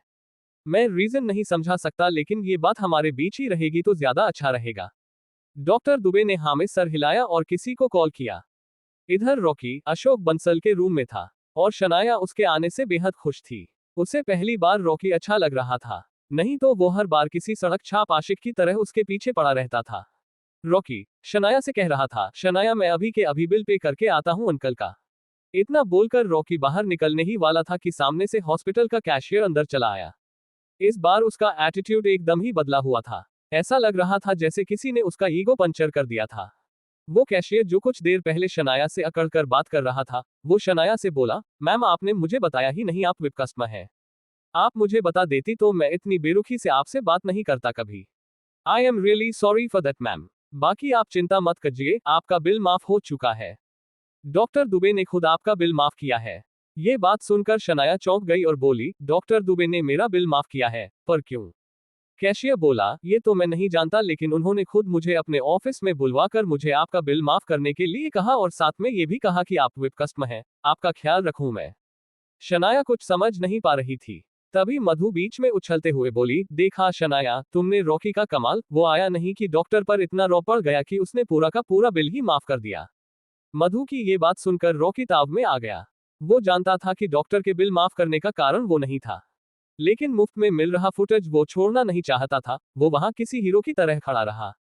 शनाया उससे बोली, रॉकी, मैं तुम्हारा ये एहसान जिंदगी भर नहीं भूलूंगी। आई विश मैं भी कभी तुम्हारे भी काम आ सकूं। इस पर रॉकी बोला, तुम काम आ सकती हो शनाया, तुम जानती हो ना मेरी मदद करने का सबसे आसान तरीका है मुझसे शादी कर लेना। You know I love your right.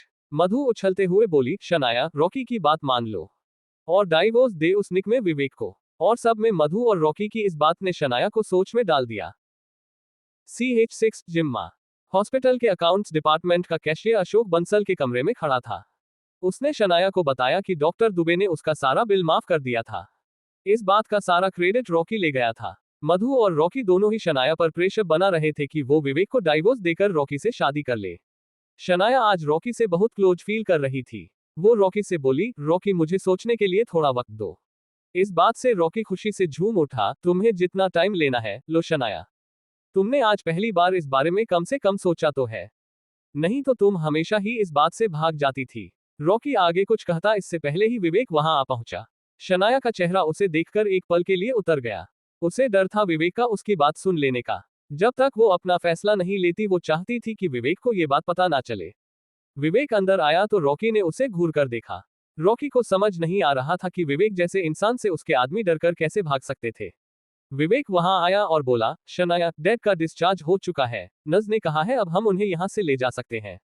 इस बात पर मुंह बनाते हुए मधु बोली, हाँ पता है। शनाया और मधु ने अशोक को कार में लेटाया। रॉकी जा चुका था। अशोक पीछे वाली सीट पर लेट गए थे और मधु शनाया के साथ आगे बैठ गई थी। विवेक अंदर बैठने की जगह देख रहा था तब मधु उससे बोली, गाड़ी में जगह खत्म हो गई है, अब क्या मेरे सर पर बैठोगे? चलो शनाया, विवेक टैक्सी से आ जाएगा। और वो लोग वहां से चले गए। किसी ने इतना तक नहीं सोचा कि विवेक के पास टैक्सी के पैसे भी थे या नहीं। देविका ये सारा ड्रामा देख चुकी थी। वो अपनी कार लेकर विवेक के पास आई और मुस्कुराती हुए बोली, लिफ्ट चाहिए आपको? विवेक एक पल के लिए सोच में पड़ गया। इस पर देविका प्यार से बोली, ज्यादा सोचिए मत, आ जाइए, मैं आपको छोड़ देती हूँ। विवेक देविका की कार में बैठ गया। देविका का ऐसा बर्ताव विवेक को अच्छा लगने लगा था। देविका में उसे कोई बिछड़ी हुई दोस्त नजर आती थी। देविका की एक आदत थी, वो बिना फिल्टर के किसी से कुछ भी कह देती थी। वो विवेक से बोली, आपकी फैमिली आपके साथ ऐसे बिहेव क्यों करती है? अचानक ये सवाल सुनकर विवेक चौंक गया। हमेशा की तरह उसने सच कहा, मैं कुछ कमाता नहीं इसलिए। इस पर देविका बोली, तो क्या इंसान की कीमत सिर्फ उसके पैसों से होती है?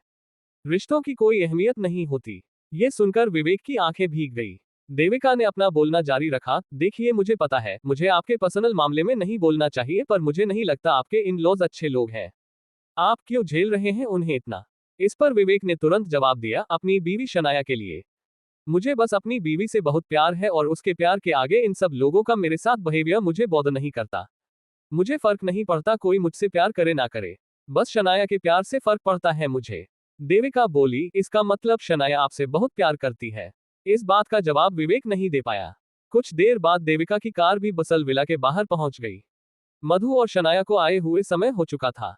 शनाया ने देखा कि विवेक ऑडी कार से उतर रहा था। उसे विवेक का इतनी महंगी कार से उतरना अजीब लगा। उसने कोशिश की पर चाहकर भी ड्राइवर का चेहरा नहीं देख पाए।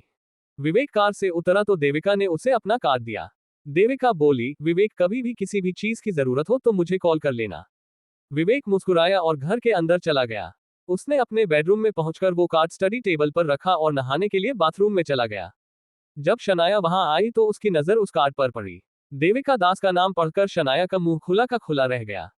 जब विवेक नहाकर लौटा तो शनाया ने उससे पूछा, विवेक तुम्हारे पास देविका दास का कार्ड क्या कर रहा है? विवेक ने जवाब दिया, उसने मुझे दिया था और कहा अगर मुझे उसकी कोई जरूरत हो तो मैं उसे कॉल कर लूं। हाँ, जैसे कि देविका तुम्हें अपना कार्ड देने खुद आएगी। थोड़ा तो सोचकर फेंका करो विवेक। शनाया ने ये कहा और वहां से चली गई। देविका भी जब अपने घर पहुंची तो सबसे पहले अपने दादाजी के कमरे में गई। उसके दादाजी वेंटिलेटर पर किसी जिंदा लाश के जैसे पिछले 5 सालों से पड़े हुए थे। देविका उनसे बोली, दादाजी अब फिक्र करने की कोई जरूरत नहीं है, आप जल्द ही ठीक हो जाएंगे। इतना कहकर उसने अपने दादाजी को गले लगा लिया। इस तरफ अशोक के आने से बंसल परिवार में जैसे मेला ही लग गया था। सब बहुत खुश थे। अशोक पूरे 1 साल के बाद घर लौटे थे, वो भी मौत के मुंह से बचकर। अशोक का छोटा भाई दिलीप उनसे मिलने आया हुआ था। दिलीप को देखकर ना शनाया को अच्छा लगा था ना ही मधु को। दिलीप के साथ उसकी बीवी सुनीता भी थी। मधु और सुनीता की आपस में बिल्कुल भी नहीं बनती थी। जब दोनों साथ रहा करती थी तो बात बात पर एक दूसरे से लड़ लिया करती थी। इसके कारण अशोक बंसल की मां ने दोनों बेटों का बंटवारा कर देने का फैसला किया था। उन्होंने दोनों के हिस्से में आधी आधी जायदाद बांटी थी, लेकिन अशोक को दी गई 10 प्रॉपर्टीज में से 7 के दाम गिर गए थे। दिलीप और उसकी बीवी सुनीता की सोची समझी साजिश थी। उन दोनों ने जानबूझकर अपनी मां से ऐसी प्रॉपर्टीज अशोक के नाम करवाई थी जिसके दाम गिरने के चांसेस थे। अशोक को अपने भाई से बेहद प्यार था, इसलिए वो कभी उसकी नीयत पर शक नहीं करते थे। लेकिन मधु को उन दोनों मियां बीवी से सख्त नफरत थी, इसलिए दोनों भाइयों में पिछले 3 सालों से बातचीत बंद थी। और आज वो दोनों पूरे 3 साल बाद अशोक बंसल से मिलने आए थे। दिलीप अशोक से बोला, मुझे तो यकीन ही नहीं हो रहा भाई साहब कि आप ठीक हो गए हैं। हमें तो लगा कि हमने आपको खो ही दिया। पर देखिए भगवान का चमत्कार। दिलीप की बातें सुनकर मधु का गुस्सा और बढ़ गया। वो दिलीप को बोली, दिलीप अच्छे लोगों के साथ अच्छा ही होता है, और तुम तो जानते ही हो तुम्हारे भैया कितने नेक और शरीफ हैं। ये बात सुनकर दिलीप और सुनीता दोनों का ही मुंह खुला का खुला रह गया। दोनों ने मधु से यूं फ्रंट फुट पर आकर खेलने की उम्मीद नहीं की थी। सुनीता बोली, मधु भाभी अब छोड़िए ना पुरानी बातों को। देखिए ना आज कितनी खुशी का दिन है, ये वक्त तो परिवार के साथ ये खुशियां बांटने का है। इस बात पर मधु दहाड़ती हुई बोली, कौन सा परिवार, कैसा परिवार? तब याद नहीं आई इस परिवार की जब अशोक की मम्मी से प्रॉपर्टीज का मुनाफे वाला हिस्सा अपने नाम करवा लिया था। तब याद नहीं आई जब अशोक 1 साल पहले हॉस्पिटलाइज्ड हुए थे। तब याद नहीं आई जब हमारा बिजनेस लॉसेस में जा रहा था। अब आए हो परिवार का हक अदा करने जब हमारी फैक्ट्रीज डूबने की कगार पर है। फैक्ट्रीज की बातें सुनकर दिलीप और सुनीता की आंखें चमक गई। सुनीता ने दिलीप को इशारा किया और दिलीप बोला, भाभी हम दरअसल उसी सिलसिले में आपसे बात करने आए हैं। ये बात तो किसी से छुपी नहीं है कि शनाया का पति एक नंबर का निकम्मा है, और शनाया चाहकर भी फैक्ट्रीज को संभाल नहीं पा रही है। और अशोक भाई साहब तो अभी अभी ठीक हुए हैं, इसलिए मैंने और सुनीता ने ये फैसला किया है कि इस मुसीबत से हम दोनों आप लोगों को निकालेंगे। सुनीता बोली, हाँ भाभी, अब मुसीबत में सगे काम नहीं आएंगे तो कौन आएगा? विवेक शनाया भी वही बैठे थे, लेकिन उन्हें दिलीप और सुनीता का मतलब समझ नहीं आ रहा था। दिलीप ने आगे बोलने से पहले अशोक का हाथ अपने हाथ में लिया और जबान पर चाशनी घोलते हुए बोला, भाई साहब हम आपकी फैक्ट्री खरीदना चाहते हैं। आपकी फैक्ट्री पर 20 करोड़ के लॉसेस हैं और इसके कारण आपकी फैक्ट्री की रेप्यूटेशन मार्केट में काफी खराब हो चुकी है। आप भी जानते हैं ऐसे में कोई भी आपकी फैक्ट्री नहीं खरीदेगा। पर भाई साहब आप चिंता मत कीजिए, मैं हूं ना, मैं खरीदूंगा आपकी फैक्ट्री, वो भी पूरे 2 करोड़ में। अशोक को अपने कानों पर यकीन ही नहीं हुआ। वो सपने में भी नहीं सोच सकता था कि उसका अपना भाई उसकी मजबूरी का इस तरह से फायदा उठाएगा। उसका छोटा भाई दिलीप वाकई लालची था। दिलीप ये अच्छी तरह से जानता था कि भले ही अशोक की फैक्ट्रीज लॉस में थी, लेकिन फिर भी उनकी मार्केट में इतनी गुडविल थी कि सिर्फ उनकी गुडविल से ही कोई भी उन्हें आराम से 10 करोड़ दे सकता था। साथ ही अगर प्रॉपर्टी के दाम और बाकी फिक्स्ड और लिक्विड एसेट्स को अगर मिलाया जाए तो फैक्ट्री के मार्केट में 40 करोड़ से कम दाम नहीं होंगे। लेकिन दिलीप की जरूरत तो देखो, वो यहाँ उसी फैक्ट्री को 2 करोड़ में खरीदने आ गया था। वो भी ऐसे खुशी के मौके पर जब अशोक मौत के मुंह से बचकर लौटे थे। दिलीप की ये बात सुनकर उस कमरे में सन्नाटा छा गया था।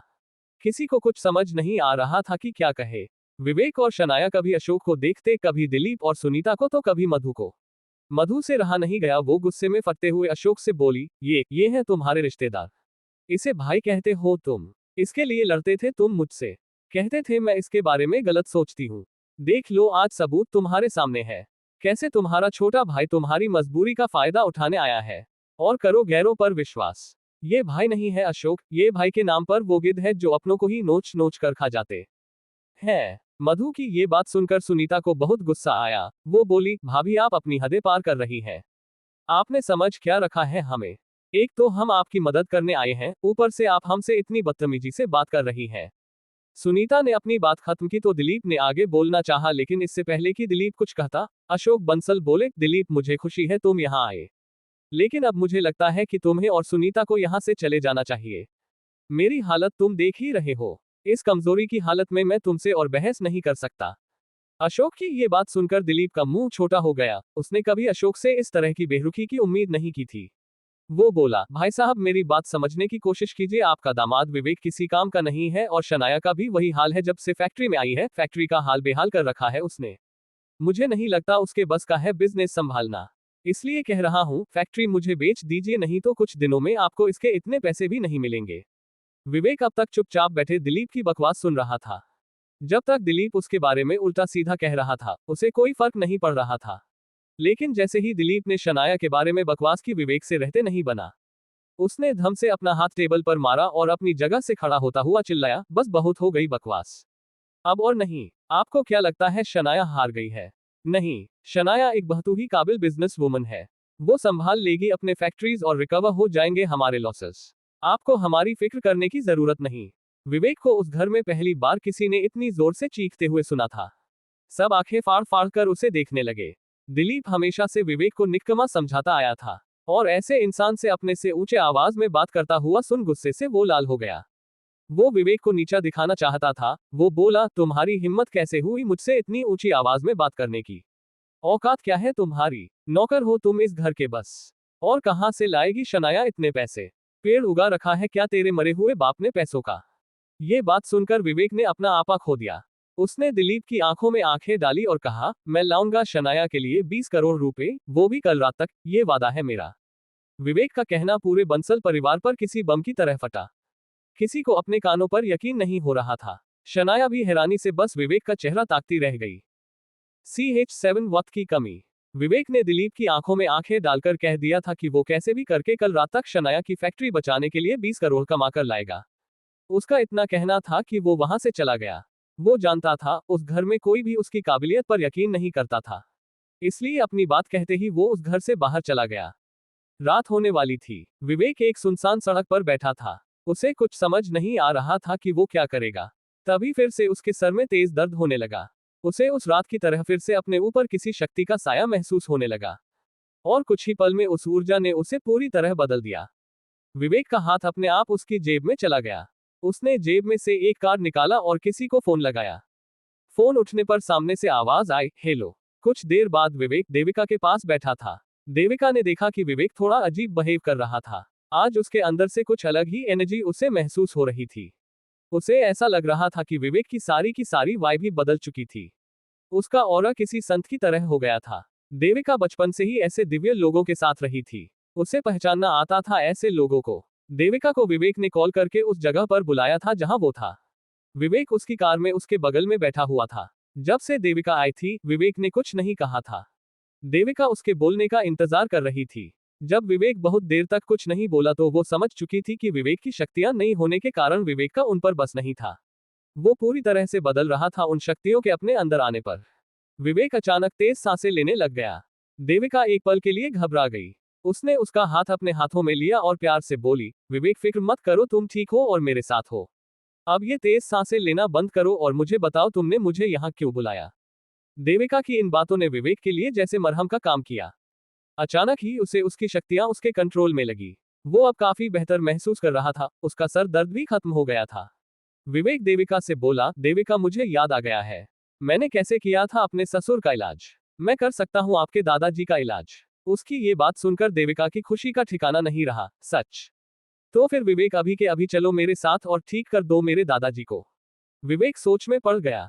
उसे देविका से कहना अच्छा नहीं लग रहा था, पर वो दिल पर पत्थर रखकर बोला, देविका मेरी मजबूरी नहीं होती तो मैं आपसे कभी ये नहीं कहता, लेकिन क्या करूं, हालात ही ऐसे हैं। देविका उस दिन आपने कहा था ना कि आपके दादाजी के इलाज के बदले आप मुझे मेरी मुंह मांगी कीमत दे सकती हो। मुझे 20 करोड़ रुपयों की सख्त जरूरत है। अगर मैंने कल तक इन पैसों का इंतजाम नहीं किया तो शनाया के चाचा उससे जबरदस्ती उसकी मजबूरी का फायदा उठाकर उसकी फैक्ट्री सस्ते दामों में खरीद लेंगे। क्या आप प्लीज मेरी मदद कर सकती हो? विवेक की ये बात सुनकर देविका के होठों पर मुस्कान आ गई। उसे विवेक की ये सादगी बहुत भा गई। देविका को एक पल के लिए विवेक किसी बच्चे की तरह लगा। वो विवेक से प्यार बोली, विवेक मेरे दादाजी की जान के आगे ये कीमत कुछ भी नहीं। देविका विवेक को अपने घर लेकर आ गई। वैसे उस घर को घर कहना सही नहीं है, वो घर नहीं महल था। और विवेक जब उस महल में पहुंचा तो उसने पाया कि देविका दास उस महल की राजकुमारी थी। उसे यकीन नहीं हो रहा था कि वो देश के इतने बड़े इंडस्ट्रियलिस्ट के घर पर था। देविका की कार जैसे ही गेट पर आई, एक नौकर ने भागकर दरवाजा खोला। एक ने उसके सर पर एक शानदार सा छाता नुमा कुछ लगाया। गेट से घर तक के 100 मीटर के रास्ते में भी देविका को धूप से बचाना उस नौकर का काम था। विवेक को ऐसा लग रहा था मानो वो फैंटेसी लैंड में आ पहुंचा था। देविका ने बिना एक मिनट भी गवाए विवेक को सबसे पहले अपने दादाजी के कमरे में ले जाना बेहतर समझा। विवेक जब उस कमरे में गया तो उसने देखा कि कमरे में उन लोगों ने पूरा का पूरा अस्पताल ही खोल रखा था। देविका के दादाजी भी असहाय से बिस्तर पर पड़े हुए थे। विवेक उनके पास गया और उसने उनकी नब्ज देखी और थोड़ी देर बाद देविका से बोला, देविका, आपके दादाजी को भी मेरे फादर इन लॉ की तरह जहर दिया गया है। इस जहर के फैलने की वजह से एक के बाद एक उनके ऑर्गन्स फेल हो रहे हैं। जहर वाली बात से देविका को सदमा सा लगा। व्हाट द पर डॉक्टर दुबे ने तो मुझे ऐसा कुछ बताया ही नहीं। उसने विवेक से पूछा, क्या आप ठीक कर सकते हैं मेरे दादाजी को? विवेक बोला, हाँ, मुझे कुछ औषधियां लगेंगी इस चीज के लिए। आप गवा दीजिए उन्हें। विवेक ने उसे कुछ आयुर्वेदिक दवाइयों के नाम लिख कर दिए। देविका ने अपने नौकर को वहां बुलाया और उसे उन औषधियों को जल्द से जल्द लाने को कहा। नौकर के जाने के बाद विवेक देविका के दादा नीरज दास को देख रहा था। देविका के मन में सवालों का गुब्बार भरा हुआ था। उसने विवेक से पूछा, विवेक आयुष्यो, मेरे दादाजी को जहर दिया गया था? क्योंकि ऐसा होना इम्पॉसिबल है। मेरे दादाजी टाइट सिक्योरिटी में रहते थे। उनका खाना तक पहले नौकरों को खिलाया जाता था, फिर दादाजी खाते थे। विवेक बोला, मुझे पता है, इस बात पर यकीन करना बहुत मुश्किल है। जब मुझे मेरे फादर इन लॉ को जहर दिए जाने की बात पता चली थी तो मैं भी यकीन नहीं कर पाया था। लेकिन देविका यही सच है, आपके दादाजी और मेरे फादर इन लॉ दोनों को ही एक ही जहर दिया गया है। ये एक ऐसा रेयर किस्म का जहर है जो खून में ऐसे मिल जाता है कि किसी भी रिपोर्ट्स में उसे डिटेक्ट करना मुश्किल है। देविका विवेक की इस बात पर सोच में डूब गई। वो बोली, आपको पता चला किसने दिया था आपके फादर इन लॉ को जहर? विवेक बोला, नहीं, दरअसल ना मैंने ये बात किसी को अभी तक बताई है, ना ही मैं इससे अब तक इन्वेस्टिगेट कर पाया हूँ। पर आई एम श्योर मैं जल्द ही इस बात का पता लगा लूंगा। विवेक के मन में देविका को लेकर कई सवाल थे। वो जानना चाहता था कि देविका असल में कौन थी, उसे कैसे यकीन था तंत्र और उसकी शक्तियों पर। लेकिन विवेक देविका से कुछ पूछ पाता उससे पहले ही देविका का नौकर उसकी बताई गई सारी औषधियां लेकर वहां आ गया। सूरज दास नीरज दास का छोटा बेटा और देविका का चाचा था। वो अपने घर में बने ऑफिस रूम में बैठा था। उसके सामने था डॉक्टर स्टीव, दुनिया के सबसे काबिल डॉक्टरों में से एक। डॉक्टर स्टीव सूरज को उसके पिता की बिगड़ती हुई कंडीशन के बारे में बता रहा था। Mister Suraj, I am really sorry to inform you, but मुझे नहीं लगता आपके फादर ज्यादा दिनों तक जिंदा रह पाएंगे। उनकी कंडीशन खराब होती जा रही है। डॉक्टर स्टीव की ये बात सुनकर सूरज ने गहरी सांस ली। वो और उसका परिवार पिछले 5 सालों से नीरज दास की हालत को लेकर हर किसी से बस बुरी बातें ही सुन रहे थे। लेकिन फिर भी हर बार वो एक नई उम्मीद के साथ डॉक्टर से मिलते और हर बार वो उम्मीद टूट जाने पर हताश हो जाते। सूरज डॉक्टर स्टीव से बोला, डॉक्टर आप मेरी आखिरी उम्मीद थे। मुझे समझ नहीं आ रहा ये खबर मैं अपने घर वालों को कैसे दूंगा। सूरज ने ये कहकर अपनी नजर अपनी डेस्क के पास रखे सीसीटीवी मॉनिटर पर डाली। उस मॉनिटर में नीरज दास के कमरे में लगा सीसीटीवी का लाइव फुटेज दिख रहा था। सूरज ने उसमें कुछ ऐसा देख लिया कि वो मारे डर के उछल पड़ा। वो अपनी कुर्सी से इतनी जोर से उठा कि कुर्सी पीछे दीवार से जाकर टकरा गई। डॉक्टर स्टीव उसके बिहेवियर में अचानक आए इस बदलाव को देखकर चौंक गया। वो उससे कुछ पूछ पाता उससे पहले ही सूरज अपने कमरे से भागा। डॉक्टर स्टीव को कुछ समझ नहीं आया कि उसे सूरज के पीछे जाना चाहिए या वहीं बैठे रहना चाहिए। इस तरफ विवेक ने इलाज की सारी तैयारियां कर ली थी। उसने सारी औषधियों को मिलाकर एक लेप बना लिया था। उसके बाद उसने मंत्र पढ़कर उस लेप को सिद्ध किया। देविका ये सब करते हुए उसे देखे जा रही थी। आज तक उसने सिर्फ इस पंचभूत क्रिया के बारे में सुना था। ये पहला मौका था जब वो उस क्रिया को अपने सामने होते हुए देख पा रही थी। विवेक जैसे ही लेप लगाने के लिए आगे बढ़ा, सूरज तेज कदमों से उसकी तरफ बढ़ा और उसे धक्का मारते हुए बोला, कौन है तू और तेरी हिम्मत कैसे हुई यहां आने की? सूरज विवेक को मारने के लिए आगे बढ़ा। देविका उसे रोकने के लिए आगे बढ़ी। सूरज विवेक पर हाथ उठाने ही वाला था कि देविका ने उसका हाथ पकड़ लिया। चाचू, ये विवेक है। He is an amazing doctor. ये पंचभूत क्रिया की मदद से दादाजी का इलाज करने आए हैं। देविका की ये बात सुनकर सूरज आग बबूला होते हुए बोला, what nonsense is this Devika? अब कोई तांत्रिक इलाज करेगा मेरे बाप का? दिमाग खराब हो गया है तुम्हारा? कहां से पकड़ कर लाए हो इस ढोंगी को? देविका बोली, चाचू बिलीव मी, ये कोई ढोंगी नहीं है। ये सच में कर सकते हैं दादाजी का इलाज। डॉक्टर दुबे ने खुद कहा है मुझसे। डॉक्टर दुबे का नाम सुनकर सूरज और ज्यादा भड़क गया। डॉक्टर दुबे? देविका, मैंने कितनी बार बोला है तुम्हें उस डॉक्टर से दूर रहने को। वो डॉक्टर खुद तो इलाज कर नहीं पाया, डैड का ऊपर से इस नमूने को भेज दिया यहाँ। ये कहकर वो विवेक को घूरने लगा। विवेक के पास इन सब ड्रामा के लिए वक्त नहीं था। नीरज दास की हालत लगातार खराब होती जा रही थी। देरी करना उनकी जान पर भारी पड़ सकता था। विवेक ये भी जानता था कि इस वक्त सूरज को प्यार से समझाने का कोई मतलब नहीं था। सूरज इतने गुस्से में था कि वो अपना आपा खो बैठा था। इसलिए दूसरा रुख अपनाते हुए विवेक सख्ती से बोला, आप लोग तय कर लीजिए कि आप इलाज करवाना चाहते हैं या नहीं। इस पर चिल्लाते हुए सूरज बोला, नहीं, और अब तू निकल यहाँ से। इस पर ठंडी सांस भरते हुए विवेक बोला, ठीक है, मैं यहाँ से चला जाता हूँ, लेकिन देविका, मैं आपको एक बात बता देता हूँ, आपके दादाजी के शरीर में जहर फैलता जा रहा है, उनके पास ज्यादा समय नहीं है। उसकी ये बात सुनकर देविका की आंखों में आंसू आ गए। वो बोली, प्लीज ऐसा मत कहिए चाचू, प्लीज मेरा यकीन करिए, ये सच में ठीक कर सकते हैं दादाजी को। मैंने अपनी आंखों से देखा है इन्हें अपने फादर इन लॉ को ठीक करते हुए। इन्हें एक मौका तो देकर देखिए। डॉक्टर दुबे के केबिन में देखे हुए विवेक के सीसीटीवी फुटेज का हवाला देते हुए देविका ने वो सब कहा। लेकिन सूरज देविका के इस बचपने से चिढ़ने लगा था। पर जब उसने देविका को रोता हुआ देखा तो अपने गुस्से पर काबू करते हुए वो उसे प्यार से समझते हुए बोला, देविका, तुम बहुत भोली हो, किसी की भी बातों में आ जाती हो। देविका, तुम्हें क्या लगता है मुझे मेरे डैड की फिक्र नहीं है? हमारा परिवार हर साल 100 करोड़ रुपए से ज्यादा खर्च कर रहा है उनके दवाई की रिसर्च पर।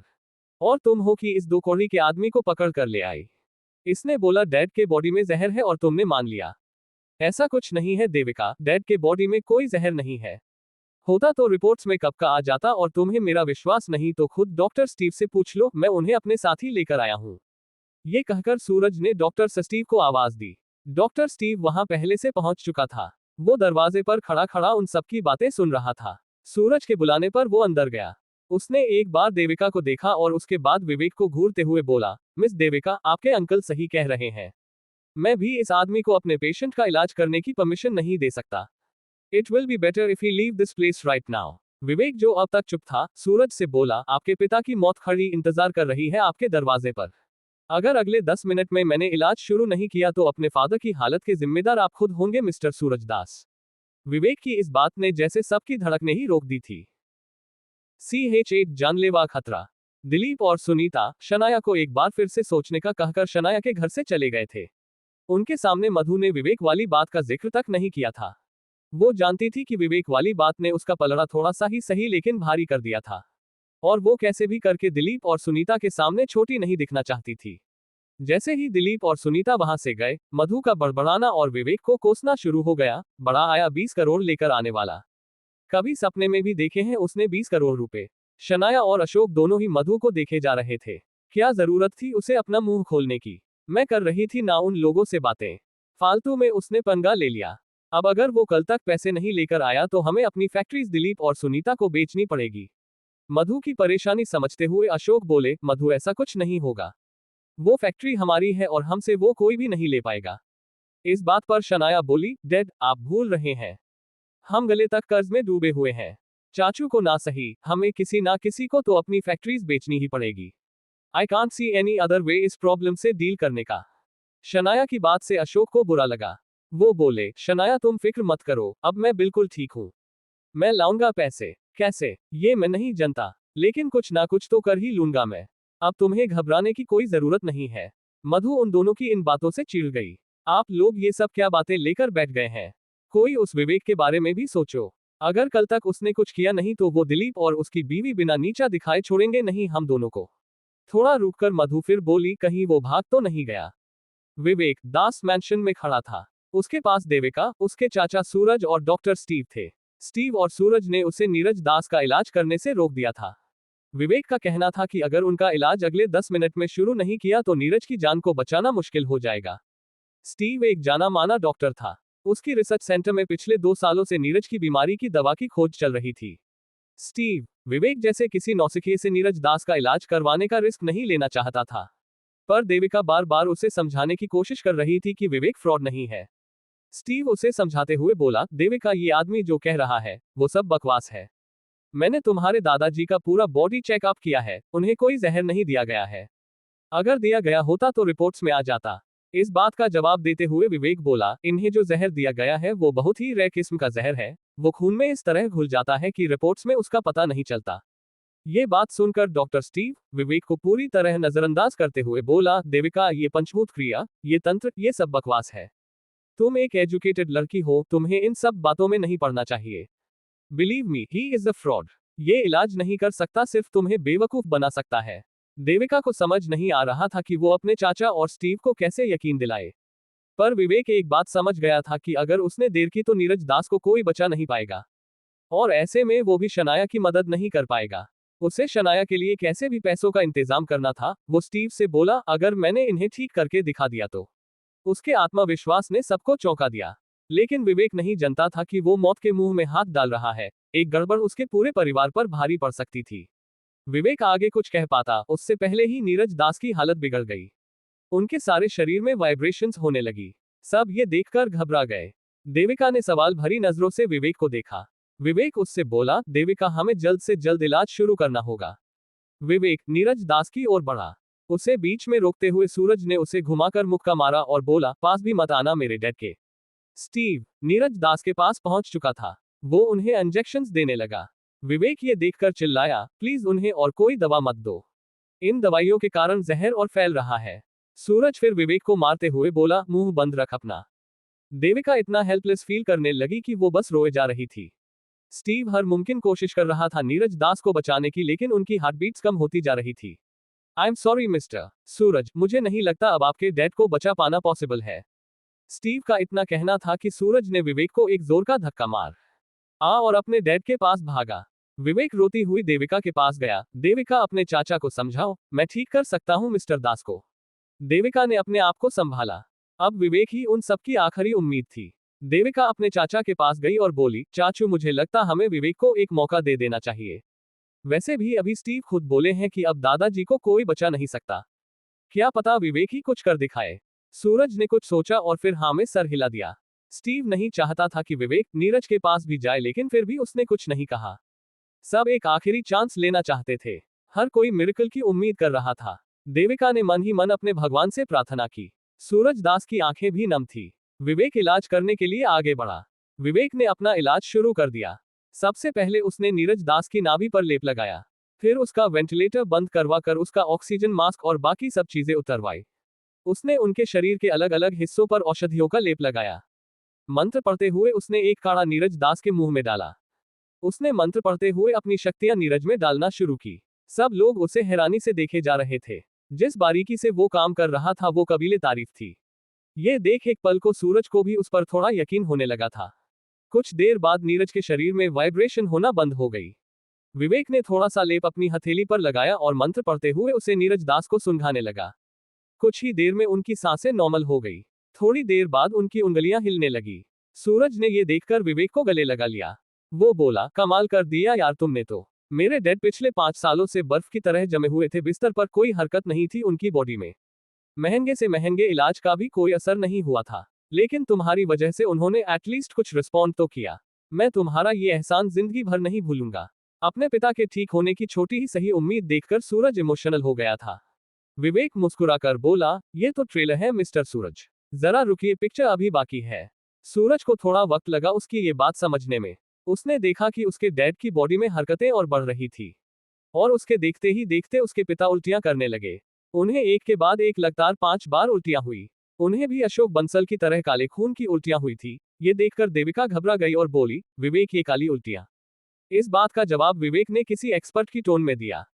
जैसा कि मैंने कहा था, आपके दादाजी को जहर दिया गया था। इन उल्टियों में वही जहर निकला है। ये बात सुनकर सूरज सोच में पड़ गया, लेकिन मेरे पिता को जहर दिया किसने दिया? विवेक बोला, ये तो मैं नहीं जानता, लेकिन मुझे लगता है आपको अभी इस बारे में सोचकर अपना टाइम वेस्ट नहीं करना चाहिए। You should enjoy this moment. अब आपके डैड पूरी तरह ठीक हैं। बस थोड़ी वीकनेस के अलावा और कोई प्रॉब्लम नहीं है। आप चाहें तो उनके टेस्ट करवा सकते हैं। कुछ ही मिनट में 2 आदमी आकर नीरज दास का टेस्ट कराने के लिए ले गए। उनका मेंशन वैसे भी हॉस्पिटल में बदला हुआ था। जब वो लोग नीरज को ले जा रहे थे तो सबने देखा कि उनकी हालत में काफी सुधार था। उन्हें पूरी तरह से होश आ गया था। बस कमजोरी के कारण वो ज्यादा कुछ कर नहीं पा रहे थे, ना ही बोल पा रहे थे। उन्हें यूं देखकर देविका और सूरज दोनों की ही आंखें नम हो गई थी। कुछ ही देर में रिपोर्ट्स आ गई और वही हुआ जो विवेक ने कहा था, कमजोरी के अलावा और कोई प्रॉब्लम नहीं थी। ये जानकर देविका ने विवेक को गले लगा लिया, आपने ना सिर्फ मेरे दादाजी को नई जिंदगी दी है बल्कि हमारे पूरे परिवार की खुशियां वापस लौटा दी है Vivek. I really don't know how to thank you. Vivek मुस्कुराते हुए बोला, you should not thank me, you should thank God. जब विवेक वहां से जाने को हुआ तब सूरज ने देविका से उसकी फीस के बारे में पूछा। उसने सूरज को बताया कि विवेक ने इलाज के बदले 20 करोड़ की एक छोटी सी रकम मांगी थी।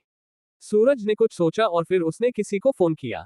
कुछ ही देर में एक लड़की कुछ लेकर उसके पास हाजिर हो गई। सूरज ने उसके हाथ से एक कार्ड लिया और विवेक को दिया। वो कार्ड सोने का बना हुआ था और वो BIW बैंक का कार्ड था।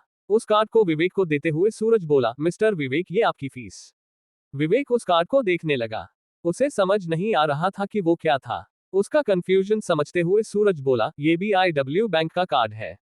इसमें मैंने आपके 100 करोड़ जमा करवा दिए हैं। हाँ। इस पर विवेक झट से बोला, लेकिन मैंने तो सिर्फ 20 करोड़ मांगे थे। इस बात पर मुस्कुराते हुए सूरज बोला, आजकल 20 करोड़ में क्या होता है, ये मेरी तरफ से तोहफा है, रख लो। विवेक बोला, देखिए मेरे लिए 20 काफी है और मैं ये भी नहीं लेता अगर मुझे जरूरत नहीं होती तो। इस बात का जवाब सूरज ने इस तरह दिया कि विवेक मना नहीं कर पाया, रख लो ये पैसे, अपने लिए ना सही अपनी फैमिली के लिए। और वैसे भी मैं कोई एहसान नहीं कर रहा आप पर, हम हर साल इससे ज्यादा पैसे खर्च करते हैं अपने डैड के इलाज पर। ये हक है आपका। विवेक ने वो कार्ड अपनी जेब में रख लिया। स्टीव, जो अब तक सब तमाशा चुपचाप देख रहा था, वो बोला, mister Vivek, I am really sorry, मैंने आप पर पहले ट्रस्ट नहीं किया। दरअसल हमारी फील्ड ही ऐसी है, बहुत अलग अलग लोगों से सामना होता है हमारा। लोग पेशेंट के घर वालों की मजबूरी का फायदा उठाते हैं। मिस्टर विवेक, ये बीमारी बहुत अजीब चीज होती है। इंसान चाहे अमीर हो चाहे गरीब, ये उसे तोड़कर रख देती है। खैर, मैं भी कहाँ भटक गया। I am sorry again. और हाँ, I would want to know about this technique you used. Vivek ने इस बात का वही जवाब दिया जो वो हर किसी को देते आया था, honestly I also don't know. Vivek जाने के लिए मैंशन के गेट तक पहुंचा तो देविका पीछे से दौड़ी दौड़ी आई और उसने उसे जोर से फिर से गले लगा लिया। वो इमोशनल होते हुए बोली, आज आपके साथ मेरे चाचू ने जिस तरह से मिसबिहेव किया उसके लिए I am extremely sorry. I hope आप वो सब बातें दिल पर नहीं लेंगे।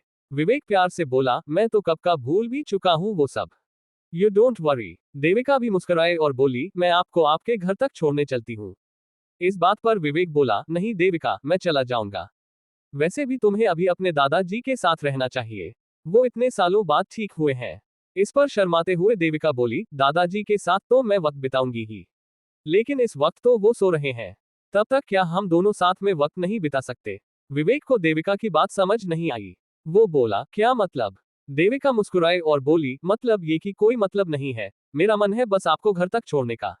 अब आप ज्यादा सवाल मत कीजिए और चलिए। इतना कहकर देविका ने विवेक का हाथ पकड़ा और उसे अपने साथ कार में बैठा लिया। देविका पूरे रास्ते बस मुस्कुरा ही रही थी। ऐसा लग रहा था कि उसे विवेक में कोई खोया हुआ अपना मिल गया था। वो दोनों थोड़ी ही दूर चले थे कि अचानक विवेक के सर में फिर तेज दर्द होने लगा।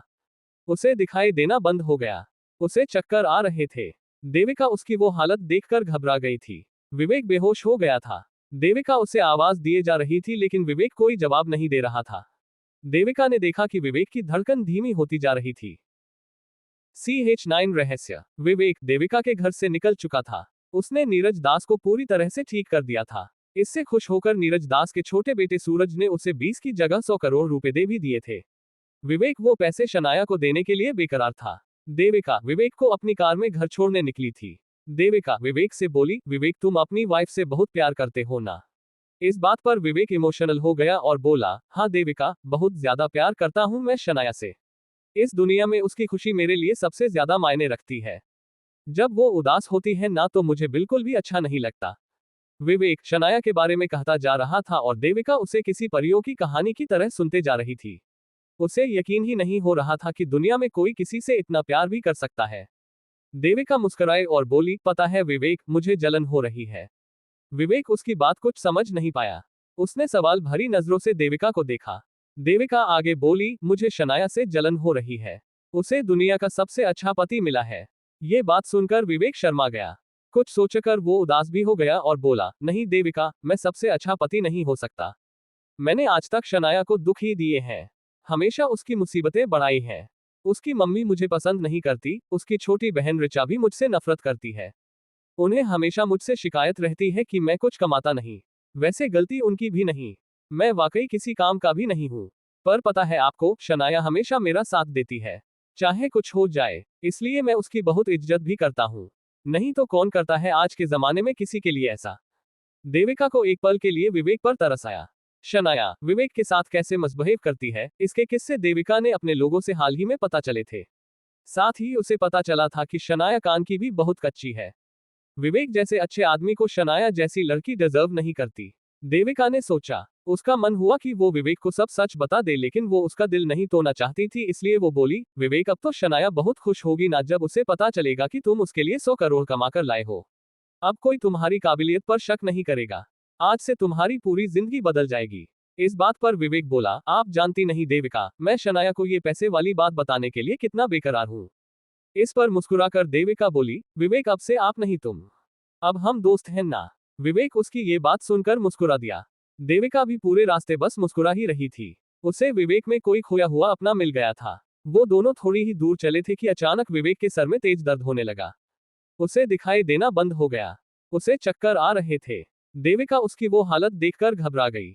विवेक बेहोश हो गया। देविका उसे आवाज दिए जा रही थी, लेकिन विवेक कोई जवाब नहीं दे रहा था। देविका ने देखा कि विवेक की धड़कन धीमी होती जा रही थी। और विवेक की जब आंखें खुली तो उसने देखा कि वो किसी और ही दुनिया में था। एक जंगल था, पहाड़ों से घिरा हुआ, पर ऐसा लग रहा था जैसे वो जंगल बादलों पर बसा हुआ था, क्योंकि आसपास उसे बादल ही बादल दिख रहे थे। उस जंगल के बीचों बीच एक खाली मैदान था। उस मैदान में एक बड़ा सा कल्पवृक्ष का पेड़ था। उस पेड़ के नीचे एक सन्यासी तपस्या में लीन बैठे थे। विवेक ने उन्हें गौर से देखा तो पाया कि वो उन सन्यासी को जानता था। ये वही सन्यासी थे जिसने उस रात उसे आत्महत्या करने से बचाया था। उन सन्यासी को देखकर विवेक को अजीब सा सुकून महसूस हुआ। अचानक ही उसके कदम सन्यासी की ओर बढ़ने लगे। वो उनके पास गया। अपने घुटनों पर बैठता हुआ वो उन सन्यासी के आगे नतमस्तक हो गया। सन्यासी ने अपनी आंखें खोली और विवेक को देखकर बोले, कैसे हो विवेक? कैसी लग रही है तुम्हें तुम्हारी ये नई जिंदगी? विवेक बोला, आपने सच कहा था, मेरी जिंदगी पूरी तरह से बदलने वाली है। मुझे ऐसा लग रहा है जैसे मेरा दूसरा जन्म हो गया है। बहुत अच्छा महसूस करता हूं मैं इन दिनों। मुझे अब नाकारा निकम्मा फील नहीं होता। लेकिन स्वामी जी, मुझे समझ नहीं आ रहा ये सब है क्या? इसका मतलब क्या है? क्या है ये पंचभूत क्रिया? मैं इसके बारे में और जानना चाहता हूँ। और ये देविका कौन है? उसे और डॉक्टर दुबे को कैसे पता था पंचभूत क्रिया के बारे में? उसकी ये सब बातें सुनकर सन्यासी बोले, विवेक, मैं तुम्हें जो कहने जा रहा हूँ उसे ध्यान से सुनना। पंचभूत क्रिया बरसों पुराना तरीका है तंत्र और आयुर्वेद की मदद से इलाज करने का। विवेक, प्राचीन भारत में इलाज के ऐसे कई तरीके थे जिनमें तंत्र की मदद से मुर्दे तक में भी जान फूकी जा सकती थी। इन उपचारों को आयुर्तंत्र में बताया गया है। इसमें सबसे मुश्किल और दुर्लभ किस्म की क्रिया है पंचभूत क्रिया। हर 100 साल में एक इंसान ऐसा आता है जो इस क्रिया को कर पाता है। इस सदी में वो इंसान तुम हो। लेकिन विवेक, 2 लोगों का इलाज करके तुम ये मत समझ लेना कि तुम इस क्रिया में महारत हासिल कर चुके हो। तुम्हारे अंदर मैंने कई शक्तियां डाली थी। ये शक्तियां वक्त वक्त पर तुम्हारे सामने आएंगी। लेकिन उसके पहले तुम्हें तैयार रहना होना। तुम्हें अभ्यास करना होगा इन शक्तियों का। तब ही ये तुम्हें एक सिद्ध इंसान बना पाएगी। विवेक, तुम जिस मठ से आते हो, उसके लोग कुदरत में मौजूद शक्तियों की मदद से अपनी शक्तियों को बढ़ाते थे। हमारे मठ में कई ऐसे सन्यासी रहे हैं जिन्होंने आग, पानी, वायु आदि पर इतना काबू पा लिया था। तुम्हें भी अपनी शक्तियों को उस स्तर तक लेकर जाना है। तुम्हें अभी के लिए आग और पानी को काबू में करना सीखना होगा। आगे की शक्तियां तुम्हें अपने आप पता चल जाएंगी। ये कहकर सन्यासी विवेक की तरफ देखने लगा। विवेक के मन में हजारों सवाल थे। स्वामी जी, देविका और डॉक्टर दुबे को कैसे पता था पंचभूत क्रिया के बारे में? इस पर सन्यासी वैसे ही गंभीर स्वर में बोले, विवेक, देविका भी हमारे मठ की सदस्य है। उसके दादाजी भी थे। लेकिन इन लोगों की शक्तियां सीमित है। रही बात डॉक्टर दुबे की, तो उनके पिताजी हमारे मठ के जाने माने सिद्ध पुरुषों में से एक थे। इसलिए उन्होंने अपने पिता के कारण बचपन से ही इन क्रियाओं के बारे में पढ़ सुन रखा है। विवेक, अब तुम्हारे जाने का वक्त आ गया है। जाते जाते एक आखिरी बात, तुम अपनी शक्तियों के बारे में मठ से जुड़े लोगों के अलावा किसी को नहीं बता सकते। अचानक ही विवेक के मुंह से निकल गया, पर क्यों? सन्यासी बोले, विवेक, जिंदगी में हर क्यों का जवाब नहीं होता। मेरी बात को गांठ बांध लो। तुम अपनी पत्नी तक को अपनी शक्तियों के बारे में नहीं बताओगे। और हाँ, मैं अब शायद ही कभी तुम्हारे सामने आऊंगा। ये तुम्हारी और मेरी आखिरी मुलाकात है। तुम्हें अपने मठ के और लोगों को ढूंढना होगा। और उन्हें एक करके तुम्हें एक बहुत बड़ा काम करना है। काम क्या होगा और कैसे होगा ये वक्त आने पर तुम्हें खुद पता चल जाएगा।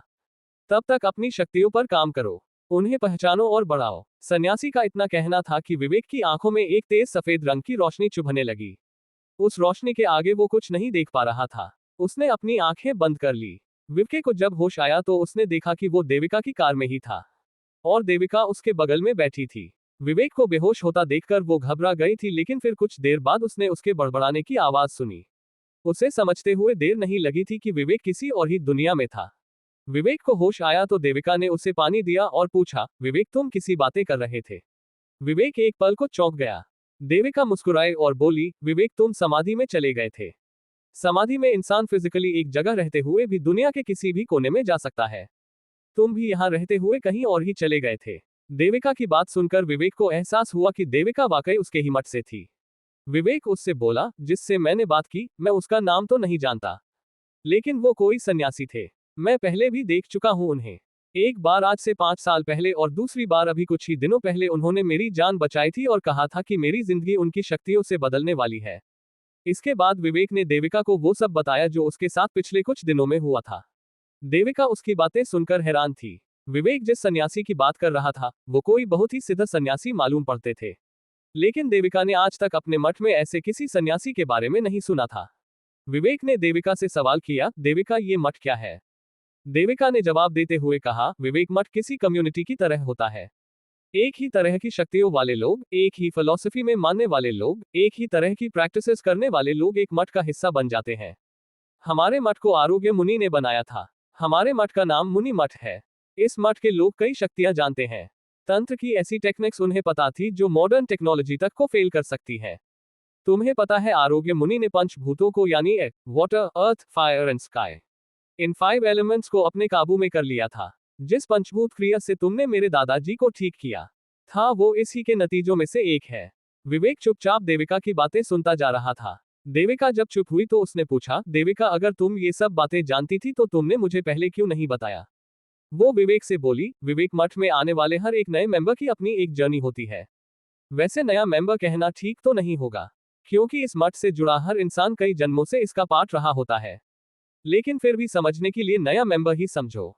तो नए मेंबर की अपनी जर्नी होती है और किसी भी पुराने मेंबर को ये इजाजत नहीं होती है वक्त आने से पहले उसे उसका सच बताने की।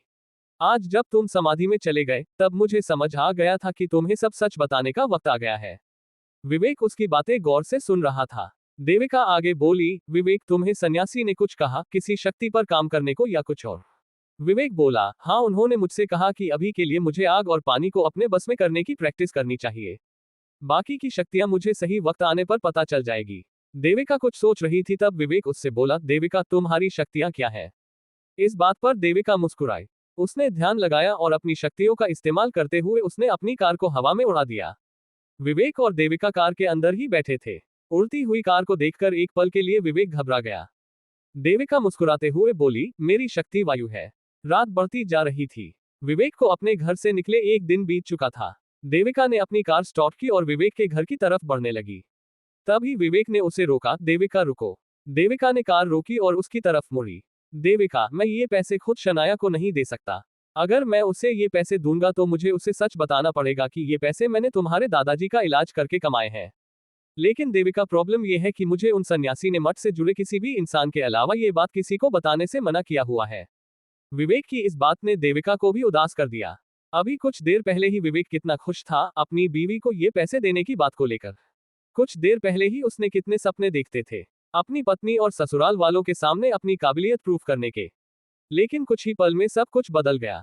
विवेक का चेहरा अब उदास था। देविका ने उसका दर्द समझते हुए किसी हमदर्द की तरह अपना हाथ उसके हाथों पर रखा और बोली, विवेक फिर ये पैसे कैसे दे पाओगे तुम शनाया को? विवेक ने इस बात पर मुस्कुराने की कोशिश की और बोला, देविका पैसे मैं दूं शनाया को या किसी के हाथ दिलवाऊं इससे क्या फर्क पड़ता है? मतलब तो सिर्फ उसकी मदद करने से है। देविका उसकी बात समझ नहीं पाई, पर विवेक के दिमाग में शनाया तक पैसे पहुंचाने का एक रास्ता आ गया था। वो जानता था कि इस रास्ते पर अगर वो गया तो मधु और ऋचा उसे हमेशा की तरह लूजर ही समझेंगे। लेकिन इस वक्त वो सिर्फ और सिर्फ शनाया के बारे में सोच रहा था। उसे कैसे भी करके पैसे शनाया तक पहुंचाने थे। उसे शनाया को इस जंग में जीतना था, फिर चाहे उसके लिए उसे खुद ही हारना क्यों ना पड़े। CH10 well wish. विवेक को घर से गए 2 दिन हो गए थे। उसका कोई अता पता नहीं था। शनाया ने कई बार उसे कॉल करने की कोशिश भी की थी लेकिन कोई फायदा नहीं निकला था। विवेक का फोन लगातार बंद आ रहा था। शनाया को इन दिनों विवेक की इस फोन बंद रखकर गायब हो जाने की आदत पर बड़ा गुस्सा आने लगा था। दिन का वक्त था, शनाया अपनी फैक्ट्री में अपने केबिन में बैठी हुई थी। उसके सामने मधु भी थी। शनाया जितने टेंशन में थी उतने ही मजे में मधु अपने फोन पर वीडियोस देख रही थी और हंस रही थी। मधु को इतना टेंशन फ्री देखकर शनाया ने चिढ़ते हुए उससे पूछा, आपको बिल्कुल चिंता नहीं है? विवेक 2 दिन से गायब है। चाचू किसी भी वक्त यहाँ टपकते होंगे। आपको जरा भी फिक्र नहीं हो रही? उसकी इस बात पर उबासी लेते हुए मधु ने अपना फोन एक साइड में रखा और शनाया के पास जाकर बोली, ओह शनाया, मैं इसलिए टेंशन फ्री हूं क्योंकि मैंने कभी तुम्हारे उस निकम्मे पति से कोई उम्मीद रखी ही नहीं थी। मुझे तो पहले से पता था उस विवेक के लिए 20 करोड़ क्या 20 रुपए भी लाना नामुमकिन है। शनाया इस बात पर और चिढ़ गई, पर अभी सवाल सिर्फ विवेक का नहीं है। पैसे तो हमें कहीं ना कहीं से लाने ही होंगे ना, नहीं तो हमें हमारी फैक्ट्री बेचनी पड़ेगी।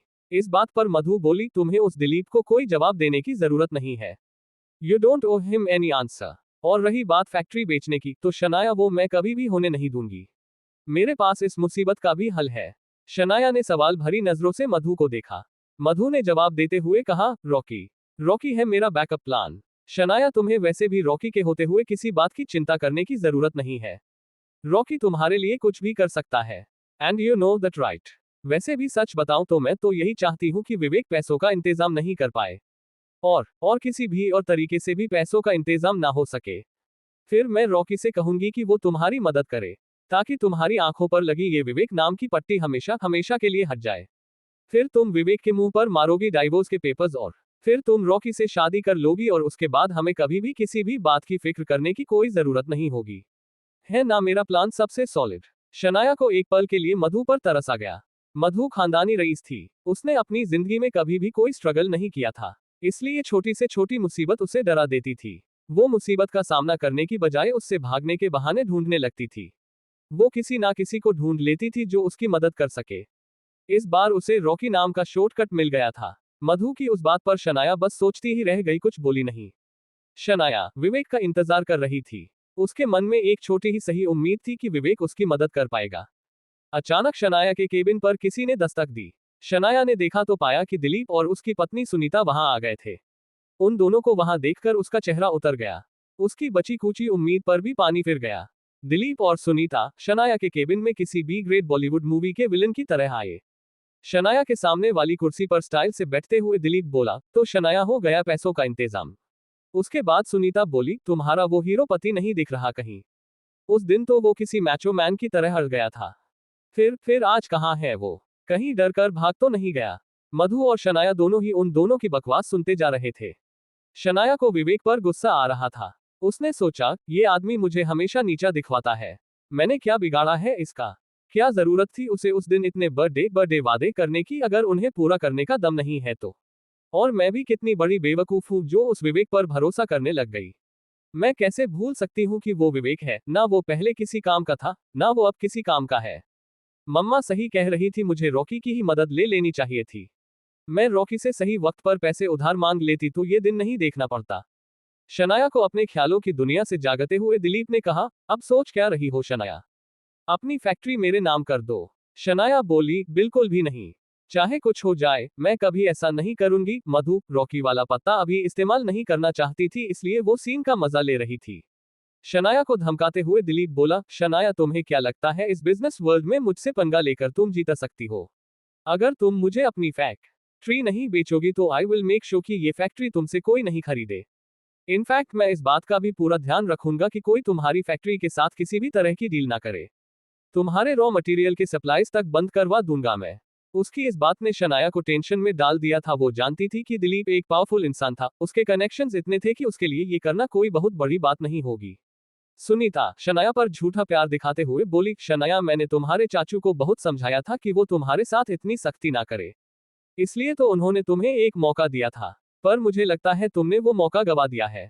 सोच लो, अब तो तुम्हारे पास दो ही रास्ते हैं, या तो तुम फैक्ट्री हमें बेच दो या फिर सड़क पर आ जाओ।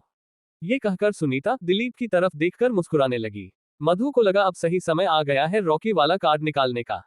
इससे पहले कि मधु कुछ कहती, शनाया के केबिन में उसकी मैनेजर सीमा दौड़ी चली आई और आकर शनाया को गले लगा लिया। सीमा ना सिर्फ शनाया की मैनेजर थी बल्कि उसकी कॉलेज की दोस्त भी थी। सीमा ने बुरे वक्त में शनाया का बहुत साथ दिया था। एक तरफ जहां बाकी एम्प्लॉय सैलरी ना मिलने की वजह से काम छोड़कर जा रहे थे, वहीं दूसरी तरफ उस मुसीबत में शनाया की मदद करने के लिए सीमा अपनी अच्छी खासी नौकरी छोड़कर आई थी।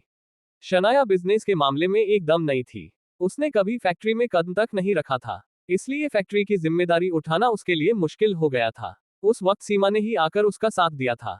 सीमा के आने से पहले उस केबिन का माहौल काफी गर्म था, इसलिए जब सीमा ने दौड़कर शनाया को गले लगाया सब उसे हैरानी से देखने लगे। शनाया परेशान थी, इसलिए उसे सीमा का यूं बीच में आकर उसे डिस्टर्ब करना अच्छा नहीं लगा। वो बोली, सीमा क्या हम बाद में बात कर सकते हैं? I am in a middle of an important conversation.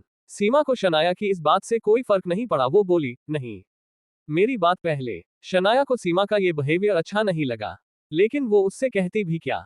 सीमा उसकी एम्प्लॉय कम दोस्त ज्यादा थी। शनाया ने हेल्पलेसली मधु की तरफ देखा। मधु को सीमा बिल्कुल भी पसंद नहीं थी। जब से सीमा आई थी सबको लगाने लगा था कि सीमा ही थी जो फैक्ट्री का सारा काम कर रही थी और शनाया अपनी ही फैक्ट्री में साइड हीरो बन गई थी। इसलिए मधु शनाया को भी सीमा के खिलाफ भड़काया करती थी। सीमा बोली, शनाया एक ऐसी न्यूज है जिसको सुनकर तू भी खुशी से झूम उठेगी। आज सुबह देविका दास ने मुझे कॉल किया था। सोच, देविका दास, दास इंडस्ट्रीज वाली देविका ने खुद मुझे फोन किया था। देविका हमारी कंपनी में 100 करोड़ रुपए इन्वेस्ट करना चाहती है। सीमा की बात सुनकर सबका मुंह खुला का खुला रह गया। शनाया सोच में पड़ गई। उसने कुछ दिन पहले विवेक के पास देविका का कार्ड देखा था और विवेक कह रहा था कि देविका ने खुद उसे वो कार्ड दिया था। इसका मतलब तो यही हो सकता था कि विवेक ने देविका से उसकी मदद करने को कहा हो। शनाया सीमा से बोली, सीमा तू शो है, वो कॉल देविका दास का ही था, कोई तेरे साथ मजाक तो नहीं कर रहा। सीमा इस बात पर बोली, नहीं शनाया, मुझे देविका दास ने ही कॉल किया था। मुझे उसकी कंपनी की तरफ से ऑफिशियल मेल भी मिल गया है और अभी कुछ ही देर में उनका लॉयर भी आने वाला है यहाँ अग्रीमेंट के पेपर्स लेकर। सीमा की बात सुनकर एक पल के लिए मधु को बुरा लगा। उसे लगा था कि आज वो रॉकी वाला कार्ड चलकर शनाया का पीछा हमेशा के लिए उस विवेक से छुड़वा देगी, लेकिन यहाँ तो मामला ही उल्टा पड़ गया था। दिलीप और सुनीता को यकीन ही नहीं हो रहा था कि देविका दास जैसी रईस इंसान शनाया की एक छोटी सी कंपनी में इन्वेस्ट करने के लिए खुद कॉल करेगी। लेकिन कुछ ही देर में ये इस बात की सच्चाई सबके सामने आ गई। देविका दास शनाया की कंपनी में इन्वेस्ट कर रही थी, ये बात ऑलमोस्ट सारे बिजनेस न्यूज पोर्टल्स पर आ चुकी थी, इसलिए अब उस खबर को नकारना फिजूल था। दिलीप और सुनीता ने भी दबे पैर वहां से भाग जाना बेहतर समझा। शनाया अब भी इसी सोच में डूबी हुई थी कि देविका का उसकी कंपनी में क्या इंटरेस्ट हो सकता है और क्या वो जो विवेक वाला कनेक्शन इसमें सोच रही थी वो सच था। शनाया ने ये बात मधु से कही तो मधु जोर जोर से हंसने लगी। शनाया तुम कितनी भोली हो, उस विवेक ने बोला, और तुमने मान भी लिया कि वो कार्ड उसे देविका ने खुद दिया था। विवेक को कार्ड कहीं पड़ा हुआ मिल गया होगा, तुम्हारे सामने फेंक रहा था वो, तुम्हें उस पर इस तरह से यकीन नहीं करना चाहिए। शनाया कुछ सोचते हुए बोली, तो फिर देविका को अचानक हमारी कंपनी में इंटरेस्ट कैसे आ गया? इस पर मधु झट से बोली, हो सकता है हमारी गुडविल उसे हमारी तरफ खींच लाए हो। लेकिन शनाया, थोड़ा अलर्ट रहना, अग्रीमेंट साइन करने से पहले ये अच्छी तरह से देख लेना कि उसमें कोई ऐसे टर्म्स एंड कंडीशंस ना हो जिससे देविका तुम्हें एक्सप्लॉइट कर सके। वैसे भी ये सब लोग बिग प्लेयर्स हैं, ये ऐसे ही किसी कंपनी में इंटरेस्ट नहीं लेते। देविका का लॉयर आधे घंटे के अंदर ही शनाया की फैक्ट्री में आ गया था। वो अपने साथ कंट्रैक्ट के सारे पेपर्स लेकर आया था। मधु और शनाया दोनों ने ही गौर से उस कंट्रैक्ट को पढ़ा। दोनों ये देखकर हैरान थी कि वो कॉन्ट्रैक्ट उन लोगों के फेवर में था। ऐसा लग रहा था जैसे देविका उनकी कंपनी में इन्वेस्ट नहीं कर रही थी, उन पर कोई एहसान कर रही थी। मधु और शनाया दोनों ही इस कंट्रैक्ट से बहुत खुश थे। देविका किसी सवियर की तरह उनकी जिंदगी में आई थी। शनाया ने बिना समय गवाए कॉन्ट्रैक्ट साइन कर दिया। उस रात जब विवेक देविका के दादाजी को ठीक करके लौट रहा था तब उसे एक बार फिर वो सन्यासी दिखा था। सन्यासी ने विवेक को कहा था कि उसे सब लोगों से अपनी सच्चाई छुपानी होगी। वो मुनि मठ से जुड़े लोगों के अलावा किसी को भी अपनी सच्चाई नहीं बता सकता था। इसलिए विवेक ने ये फैसला किया था कि वो शनाया को अपने कमाए हुए पैसे खुद नहीं देगा। इसलिए वो देविका से बोला, देविका ये पैसे शनाया तक पहुंचाने में तुम्हें मेरी मदद करनी होगी। देविका ने पूछा, पर वो कैसे? इस पर विवेक बोला, देविका शनाया की कंपनी पिछले कुछ टाइम से लॉसेस में चल रही है, उसे इन पैसों की सख्त जरूरत है। अगर हमने सही समय पर ये पैसे उस तक नहीं पहुंचाए तो उसे मजबूरन अपनी फैक्ट्रीज बेचनी पड़ेगी। इसलिए मेरे पास एक आइडिया है पैसे उस तक पहुंचाने का। तुम ये पैसे उसकी फैक्ट्री में इन्वेस्ट कर दो, एक कॉन्ट्रैक्ट बनाओ और ये पैसे बहाने से उसकी कंपनी में इन्वेस्ट कर दो। ये कहकर विवेक देविका को देखने लगा। देविका कुछ कह पाती उससे पहले ही वो बोला, देविका मैं जानता हूं I am asking for too much. पर प्लीज हेल्प मी, तुम्हारे अलावा मैं किसी से मदद नहीं मांग सकता। वो कुछ देर रुका और फिर देविका के हाथ धीरे से पकड़ते हुए बोला, देविका तुम करोगी ना मेरी मदद। देविका ने शनाया के बारे में जितना सुना था उस हिसाब से तो वो शनाया से नफरत करती थी। उसका बस चलता तो वो शनाया की मदद कभी भी नहीं करती। वो जानती थी कि विवेक उसे ये बात कभी बताएगा नहीं, लेकिन सच यही था कि शनाया विवेक के साथ भी ठीक से बिहेव नहीं करती थी। इसलिए देविका का जरा भी मन नहीं था शनाया की मदद करने का। लेकिन वो विवेक को मना भी नहीं कर सकती थी, क्योंकि वो जानती थी कि विवेक के लिए शनाया बहुत इंपॉर्टेंट थी और उसकी मदद करना विवेक के लिए सबसे जरूरी काम था। और वो शनाया ही थी जिसकी मदद करने के इरादे से विवेक को अपनी शक्तियां याद आ गई थी। इसलिए ना चाहते हुए भी शनाया उसकी मदद करने के लिए तैयार हो गई। उसने खुद सीमा को फोन किया और सारी अरेंजमेंट्स की। विवेक को लगा था कि पैसे की मुश्किल हल होने से उसकी और शनाया की सारी मुसीबतें हल हो जाएंगी। लेकिन वो इस बात से अनजान था कि ये प्रॉब्लम ठीक होते होते उसके लिए और प्रॉब्लम्स क्रिएट होने वाली थी। विवेक की जान पर खतरा मंडरा रहा था। उसे जान से मारने का प्लान और कोई नहीं, उसका कोई अपना ही बना रहा था। आज के लिए बस इतना ही। अगर आप इस कहानी के बारे में और अधिक जानकारी चाहते हैं तो पढ़ते रहिए कहानी सुपर सोन इन लॉ और अगर आपको ये कहानी पसंद आए हो तो प्लीज लाइक, सब्सक्राइब और शेयर करें। और अगर हमारे कहानी में किसी भी प्रकार की गलती हुई हो तो कृपया मुझे कमेंट सेक्शन में इन्फॉर्म करें। और अगर आप हमारे चैनल को लाइक, शेयर, सब्सक्राइब और कमेंट करते हैं तो हमें और अधिक मोटिवेशन मिलती है इस तरह की और कंटेंट बनाने के लिए। धन्यवाद।